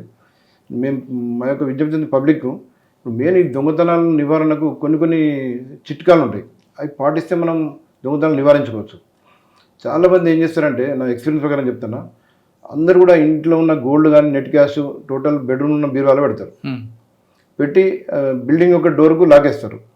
తర్వాత బయట పోయిన తర్వాత కంపౌండ్ వాల్ గేట్ కూడా పెద్ద తాళం వేస్తారు. కంపౌండ్ వాల్ గేట్కు తాళం వేసి వీళ్ళు ఏమనుకుంటారంటే, నా మొత్తం ప్రాపర్టీస్ చాలా సేఫ్టీ సెక్యూర్గా నేను పెట్టుకున్న బీరువాలో నాకు డోకా లేదని మంచిగా వెళ్తారు, టూర్కి వెళ్ళిపోతారు. టూర్కి వెళ్ళిన విషయం కూడా సోషల్ మీడియాలో పెడతారు. అయితే దొంగలకు కూడా ఈ విషయం తెలుసు. దొంగలు కూడా ఏంటంటే వాళ్ళు చేసి మళ్ళీ జైల్లోకి పోయిన తర్వాత అక్కడ కూడా వేరే దొంగలతో డిస్కషన్ చేసిన తర్వాత వాళ్ళకు ఇంకా స్కిల్ అప్డేట్ చేసుకుంటారు. అయితే దొంగలు ఏం చేస్తారంటే, నైట్లో తిరిగేటప్పుడు కంపౌండ్ వాల్ గేట్కు దేనికైతే తాళం ఉంటుందో ఆ ఇల్లు సెలెక్ట్ చేసుకుంటారు. తర్వాత కంపౌండ్ వాల్ గేట్ వాళ్ళు బ్రేక్ చేయరు. ఎందుకు బ్రేక్ చేస్తే సౌండ్ వస్తుంది, ఒకటి టైం వేస్ట్. బ్రేక్ చేయకుండా కంపౌండ్ వాల్ గేట్ దుంకుతారు లోపలికి. దుంకిన తర్వాత మెయిన్ డోర్ ఉన్న గేటు మన డోర్ లాక్ బ్రేక్ చేసి డైరెక్ట్ బెడ్రూమ్ బీరువా ఓపెన్ చేస్తారు. సార్, మెయిన్ డోర్కి సెంట్రల్ లాక్ సిస్టమ్ ఉంటే? సెంట్రల్ లాక్ సిస్టమ్ ఉంటే జనరల్గా మన కంపౌండ్ వాల్కు తాళం వేయద్దు. కంపౌండ్ వాల్ గేట్కు తాళం వేయకపోతే మెయిన్ డోర్కి సెంట్రల్ లాక్ సిస్టమ్ పెడుతున్నారు. అది చాలా యూస్ఫుల్ ఉంటుంది. కానీ సెంట్రల్ లాక్ ఉన్నప్పటికీ కంపౌండ్ వాల్ గేట్కు తాళం వేస్తే వాళ్ళకి తెలిసిపోతుంది. అంటే ఇంట్లో ఎవరు లేరన్న విషయం తెలిసిపోతుంది. మేము చెప్పేది ఏంటంటే, పబ్లిక్ ఎవ్వరు కూడా ఇంటికి తాళం వేసి బయటకు వస్తున్నప్పుడు కంపౌండ్ వాల్ గేట్కు అవుట్ సైడ్ నుంచి తాళం వేయద్దు. అవుట్ సైడ్ నుంచి తాళం వేస్తే దొంగలకు ఒక ఆటోమేటిక్ తెలిసిపోతుంది. మేము బోర్డు పెట్టినట్టు లెక్క, మా ఇంట్లో మేము ఎవరం లేము, మీరు రావచ్చు అని ఒక బోర్డు పెట్టినట్టే అది లెక్క. కాబట్టి దయచేసి లోపలికి వెళ్ళి ఏం చేస్తాడు, ఫస్ట్ బిల్డింగ్ యొక్క డోరు లాక్ బ్రేక్ చేస్తారు. బ్రేక్ చేసి డైరెక్ట్ బెడ్రూమ్లోకి పోతారు. బెడ్రూమ్లో ఉన్న బీరో బ్రేక్ చేస్తారు. ఆటోమేటిక్గా ఏ దొంగ అయినా, ప్రొఫెషనల్స్ కానీ ఎవరు కానీ బెడ్రూమ్లో ఉన్న బీరో బ్రేక్ చేస్తారు. బ్రేక్ చేసిన తర్వాత లోపల క్యాష్ చెస్ట్ ఉంటుంది. బెడ్రూమ్లోకి వెళ్ళి బీరో కూడా బ్రేక్ చేయకుండా తాళాలు కూడా పిల్లో కింద పెడతారు. కరెక్ట్, పిల్లో కింద పెడతారు, లేదా బెడ్రూమ్ మన బీరో పైన పెడతారు. ఈజీ కదా, ఇంకా ఈజీ. వాళ్ళకి అవన్నీ తెలిసి ఉంటుంది, అది తీసుకొని పోతారు. నేను ఇంతకుముందు ఆదిలాబాద్ 1 టౌన్ ఎస్ఐగా పనిచేసినప్పుడు ఒకటి హౌసింగ్ బోర్డు కాలనీలో ఒక గవర్నమెంట్ టీచర్, భార్యాభర్తల టీచర్ వాళ్ళు ఇద్దరు స్కూల్కి పోయిన మధ్యాహ్నం. వాళ్ళు ఏం చేశారంటే, ఇంటి డోర్కు లాగేసారు, కంపౌండ్ వాల్ గేట్ కూడా తాళం వేశారు. అంటే డైలీ ఆ విధంగా వేస్తారు. వాళ్ళు సాయంత్రం 5 గంటలకు స్కూల్కి వెళ్ళి ఇంటికి వచ్చే వరకు ఇంట్లో కంపౌండ్ వాల్ గేట్ ఇంటాక్ట్ ఉన్నది. దాన్ని వాళ్ళు ఓపెన్ చేసుకొని మెయిన్ డోర్ దగ్గరికి వరకు మెయిన్ డోర్ లాక్ బ్రేక్ ఉన్నది. పోయి బెడ్రూమ్లో ఉన్న బీరువాలో చూస్తే బీరువాలో ఉన్న 15 తులాల గోల్డ్, నెట్ క్యాష్ మొత్తం దొంగతనమైంది. అయితే వాళ్ళ పక్క రిలేటివ్స్ పని ఉందని మా ఇల్లు సేఫ్, ఇంట్లో వరకు ఉండలేమని చెప్పి వాళ్ళు ఒక 20 తులాస్ గోల్డ్ వీళ్ళకి ఇచ్చి, వీళ్ళు ఉంటారు కదా అని చెప్పి వీళ్ళకి ఇచ్చిపోయాను. అయితే ఆ గోల్డ్ వీళ్ళు ఏం చేసినట్టు మన బీరువాలో పెట్టకుండా ఒక ఫ్రిడ్జ్లో పెట్టారు. వాళ్ళు ఫ్రిడ్జ్లో పెట్టిండ్రు. అయితే ఇప్పుడు బీరువాలో పెట్టిన వీళ్ళ సొంత గోల్డ్ ఏమో దొంగతనం చేసుకొని తీసుకొని పోయినారు. ఫ్రిడ్జ్లో పెట్టిన గోల్డ్ మాత్రం ఇంటాక్ట్ ఉన్నది. అంటే దొంగలు ఫ్రిడ్జ్ చూడలేదు. అయితే నేను చెప్పేది ఏంటంటే, ఈ దొంగలకు బీరువాల్లో పెడతారన్న విషయం అందరూ తెలుసు, అందరు దొంగలు తెలుసు బెడ్రూమ్ బీరువాలో పెడతామని. కంపౌండ్ వాల్ గేటుకు తాళం వేసి ఆటోమేటిక్ ఈ విషయం బయట తెలుస్తుంది దొంగలకు. అదే ఫ్రిడ్జ్లో పెట్టిన గోల్డ్ ఏమో సేఫ్గా ఉంది, బీరువాలో పెట్టిన గోల్డ్ పోయింది. అంటే ఫ్రిడ్జ్లో పెట్టాలి ఇప్పుడు? అంటే ఫ్రిడ్జ్ అని ఒకటే కాదు, అంటే దొంగలు ఊహించని ప్లేస్లో పెట్టాలి. అంటే దొంగలు కూడా తెలివి సార్, లోపల రాగానే ముందు ఫ్రిడ్జ్ ఓపెన్ చేసి నీళ్ళు తాగుతుంటారు కదా. అంటే ఇంతవరకు నా సర్వీస్లో ఇంత ఫ్రిడ్జ్ ఓపెన్ చేసిన దొంగ ఇంతవరకు చూడలేదు. నా 31 ఇయర్స్ సర్వీస్లో ప్రతి దొంగ కూడా బెడ్రూమ్లో కూడా బీరువా ఓపెన్ చేయడమే జరిగింది. కానీ ఫ్రిడ్జ్ ఓపెన్ చేసి దాన్ని చెక్ చేయడం, అంటే కొన్ని స్టేట్లలో ఫ్రిడ్జ్ ఓపెన్ చేయడం, కూల్ డ్రింక్ తాగడం, వాటర్ తాగడం ఆ ఫ్రిడ్జ్ మీద ఉన్న మందు బాటలు తాగడం, ఆమ్లెట్ వేసుకోవడం కొన్ని దొంగలు కూడా ఉన్నారు కదా. అంటే అది రేర్ ఉంటుంది. ఒకవేళ అట్లా చూసినా ఫ్రిడ్జ్లో చెక్ చేయరు వాళ్ళు. అంటే నేను చెప్పి ఒక ఫ్రిడ్జ్లో పెట్టమని కాదు, దొంగను ఊహించిన ప్లేస్లు చాలా ఉంటాయి. ఇప్పుడు కిచెన్ ఉంటుంది, తర్వాత మెయిన్ సోఫాలు ఉంటాయి, ఇవన్నీ ఉంటాయి. అదే వాళ్ళు ఊహించిన విధంగా పెట్టాలి. వాళ్ళు ఊహించిన బెడ్రూమ్ బీరువాలు కాకుండా వాళ్ళు ఊహించిన ప్లేస్లలో హాల్లో కానీ కిచెన్లో కానీ అట్లా డిఫరెంట్ ప్లేస్లో మనం గోల్డ్ నెట్ క్యాష్ పెడితే వాళ్ళు దొంగలకు డౌట్ రాదు. వాళ్ళు ఓన్లీ బెడ్రూమ్లో బీరువాలో చెక్ చేసి వెళ్ళిపోతారు వాళ్ళు. అదొకటి మనం అది చేసుకోవాలి. పోలీస్ డిపార్ట్మెంట్కి వచ్చే వాళ్ళకి మీరు ఇచ్చే మెసేజ్ ఏంటి? పోలీస్ డిపార్ట్మెంట్ రావాలంటే కొద్దిగా కమిట్మెంట్, డెడికేషన్ అవసరం. ఈ పోలీస్ డిపార్ట్మెంట్ అన్నది చాలా పబ్లిక్ సర్వీస్ చేసే డిపార్ట్మెంట్. 24 hours హార్డ్ వర్క్ చేస్తాం అన్న కాన్సెప్ట్ ఉన్న వాళ్ళు వస్తేనే బాగుంటుంది. ఎంత హార్డ్ వర్క్ చేస్తే మనం అంత పబ్లిక్ సర్వీస్ చేసే అవకాశం ఉంటుంది. దీనిలో మిగతా డిపార్ట్మెంట్లో రాని గుర్తింపు పోలీస్ డిపార్ట్మెంట్లో వస్తుంది. మళ్ళీ సాటిస్ఫాక్షన్ కూడా ఉంటుంది. ఇప్పుడు కొన్ని కేసులలో నేను మర్డర్ కేసులు డిటెక్ట్ చేసి ఆ నేరస్తులను జైలు పంపేటప్పుడు ఆ విక్టిమ్స్ కళ్ళలో ఆనందం చూస్తే చాలా సంతోషం అనిపిస్తుంది. ఇప్పుడు వరంగల్ మట్వాడలో పూజారి మర్డర్ కేసులో నిందునికి మొన్న లైఫ్ కన్విక్షన్ పడ్డది. అప్పుడు వాళ్ళ విక్టిమ్స్ తరఫున వచ్చి నన్ను అభినందించడం జరిగింది. అదే అంతకన్నా ఏముంటుంది, అంత సాటిస్ఫాక్షన్ దేనిలో వేరే విధాలు రాదు. మనం మెయిన్ ఏంటంటే పోలీస్ ఆఫీసర్స్ ఎంపథెటికల్ ఉండాలి. ఇప్పుడు మనం ఉదాహరణకు ఒక యాక్సిడెంట్ జరిగినప్పుడు మనకు జరిగితే ఏ విధంగా మనం ఫీల్ అవుతామో, మనం రోజు ఎన్నో యాక్సిడెంట్లు చూస్తుంటాం. మన ఇంట్లో జరిగితే ఫీల్ కావాలి. మనం మన కుటుంబ సభ్యులకు జరిగితే ఏ విధంగా మనం ఫీల్ అవుతామో, ప్రజలకు యాక్సిడెంట్ జరిగినప్పుడు మనం ఆ విధంగా చూస్తే ఏంటంటే మనం ఇంకా ఎక్కువ పనిచేసే అవకాశం ఉంటుంది. వాళ్ళు కూడా సరే పోలీసులు చాలా ఎఫర్ట్స్ పెట్టిండ్రు అని చెప్పి ఒకటి భావనతో ఉంటారు. మళ్ళీ మెయిన్ మా ఎస్పీ గారు వచ్చిన తర్వాత ఇక్కడ చాలా ఇన్నోవేటివ్ కార్యక్రమాలు చేయడం జరిగింది. మెయిన్ ఒకవైపు ఏమో రిపీటెడ్ అఫెండర్స్ మీద సర్వేలెన్స్ పెట్టడం, వాళ్ళ మీద పీడీ యాక్ట్లు పెట్టడం. ఇప్పటికి దాదాపు 7-8 పీడీ యాక్ట్స్ మన జిల్లాలో పెట్టడం జరిగింది. ప్రాపర్టీ అఫెండర్స్, గాంజా వాళ్ళు, చీటర్సు, వీళ్ళందరినీ కూడా పీడీ యాక్ట్లో మా ఎస్పీ గారు జైలుకు పంపడం జరిగింది. రిపీటెడ్ అఫెండర్ మీద నిఘా పెట్టడము, రిమాండ్ చేయడం వాళ్ళను. తర్వాత ఏమన్నా గత 20-30 years నుంచి జరిగిన ల్యాండ్ గ్రాబింగ్లు, అంటే ఇల్లీగల్ ల్యాండ్ గ్రాబింగ్లు, చీటింగ్లు, జాబ్ ఫ్రాడ్లు, ఈ రకరకాల కేసులు విక్టిమ్స్ను గుర్తించి వారికి న్యాయం చేసేలా కేసులు నమోదు చేసి నిందితులను జైలుకు పంపడం అదొకటి. తర్వాత ఈ కొన్ని ఇన్నోవేటివ్ ప్రోగ్రామ్స్, అంటే ఒకవైపు పోలీస్ మెయిన్ డ్యూటీ ఏంటంటే prevention of crimes, detection of crimes, maintenance of law and order. ఈ 3 పాయింట్స్ ఉంటాయి. ఇది కొత్తది కూడా ఒక యాడ్ అయింది. ఏంటో conducting awareness to the people always public మనం ఈ క్రైమ్స్ మీద, సైబర్ క్రైమ్స్ మీద అవేర్నెస్ కల్పించాలి. ఈ యాక్సిడెంట్ల మీద కూడా అవేర్నెస్ కల్పించాలి. అవేర్నెస్ అనేది వెరీ వెరీ ఇంపార్టెంట్. ఈ రోజుల్లో చాలామంది అవేర్నెస్ లేకనే ఇంట్లో దొంగతనాలు జరుగుతున్నాయి, యాక్సిడెంట్లు జరుగుతున్నాయి. ఈ అవేర్నెస్ అనేది మనం రెగ్యులర్గా చేపించేది ఒకటి కొత్త డ్యూటీ. మన కొత్త ఆఫీసర్స్ కూడా రెగ్యులర్గా చేపిస్తే ఏంటంటే చాలా బాగుంటుంది. అంటే పాంప్లెట్స్ రూపకం కానీ మీటింగ్లలో, ఇప్పుడు మా ఆదిలాబాద్ జిల్లాలో మీకోసమనే ప్రోగ్రామ్ మా ఎస్పీ గారు పెట్టాను. రెగ్యులర్గా ప్రతి ఆఫీసర్ కూడా వీక్లీ కొన్ని విలేజ్ విజిట్ చేసి మన వీపీఓస్, అంటే పోలీస్ స్టేషన్లో ప్రతి కానిస్టేబుల్కు ఒక విలేజ్ అలాట్ అయి ఉన్నది, విలేజ్ పోలీస్ ఆఫీసర్. వాళ్ళు కూడా రెగ్యులర్గా వాళ్ళు విలేజ్కి వెళ్ళి మీకోసం ప్రోగ్రామ్ మీటింగ్ పెట్టి ఈ సైబర్ క్రైమ్స్ మీద, మళ్ళీ క్రైమ్స్ ఏ విధంగా ప్రివెన్షన్ చేసుకోవాలి, యాక్సిడెంట్లు ఏ విధంగా ప్రివెంట్ చేసుకోవాలి, అన్నిటి మీద మేము అవేర్నెస్ ప్రోగ్రామ్ కండక్ట్ చేయడం జరుగుతుంది. నేను ఈ యాక్సిడెంట్లలో ఎక్కువ యాక్సిడెంట్లు బైక్ యాక్సిడెంట్లు జరుగుతున్నాయి. బైక్ యాక్సిడెంట్లు కూడా ఏం జరుగుతున్నాయి, హెల్మెట్ లేనందువల్ల. ప్రతి ఒక్కరు కూడా ఏం చేస్తారంటే సెల్ ఫోన్ లేకుండా ఎవరు బయటకు వస్తలేరు. సెల్ ఫోన్ అనేది బాడీలో పార్ట్ అయిపోయింది. అదే హెల్మెట్ బాడీలో పార్ట్ కాలేదు. మేము సెల్ ఫోన్ కవర్ చేస్తాడు కానీ బండికి హెల్మెట్ పెట్టండి, తలకు హెల్మెట్ పెట్టుకోండి. కరెక్ట్. అయితే హెల్మెట్ కూడా మనం సెల్ ఫోన్ ఏ విధంగా అయితే మనం అది లేకుండా బయటకు రాలేకపోతున్నామో, హెల్మెట్ లేకుండా కూడా బైక్ నడపద్దు అనేది ఒకటి అవేర్నెస్ బాగా రావాలి. అది పబ్లిక్ సెన్స్ పెరగాలి. అంటే ట్రాఫిక్ రూల్స్ పాటించాలి, రోడ్ సేఫ్టీ మెజర్స్ తీసుకోవాలన్నది పబ్లిక్లో ఒక కంపల్సరీ అది రావాలి. ఒకటి కాన్సెప్ట్ వచ్చి దాన్ని పాటిస్తే ఆటోమేటిక్ ట్రాఫిక్ రూల్స్ పాటిస్తే యాక్సిడెంట్లు తగ్గుతాయి. మెయిన్ ఏంటంటే అవేర్నెస్ ఇంపార్టెంట్. పోలీస్ డిపార్ట్మెంట్కి వచ్చే వాళ్ళకి ఇది మామూలు టైం జాబ్ కాదు, ఈ 24/7 జాబ్ అంటున్నారు జీవన్ రెడ్డి గారు. వచ్చేవారు ఖచ్చితంగా డెడికేషన్తో రండి, మీకు పబ్లిక్ నుంచి మంచి రెస్పాన్స్ ఉంటుందని చెప్తున్నారు. అదేవిధంగా ఇంతవరకు క్రైమ్ డిటెక్షన్ వేరు, క్రైమ్ జరగకుండా లా అండ్ ఆర్డర్ మెయింటైన్ చేయడం కాదు. ఇప్పుడు కొత్తగా పోలీసులకి పబ్లిక్ అవేర్నెస్ అనేది మోస్ట్ ఇంపార్టెంట్.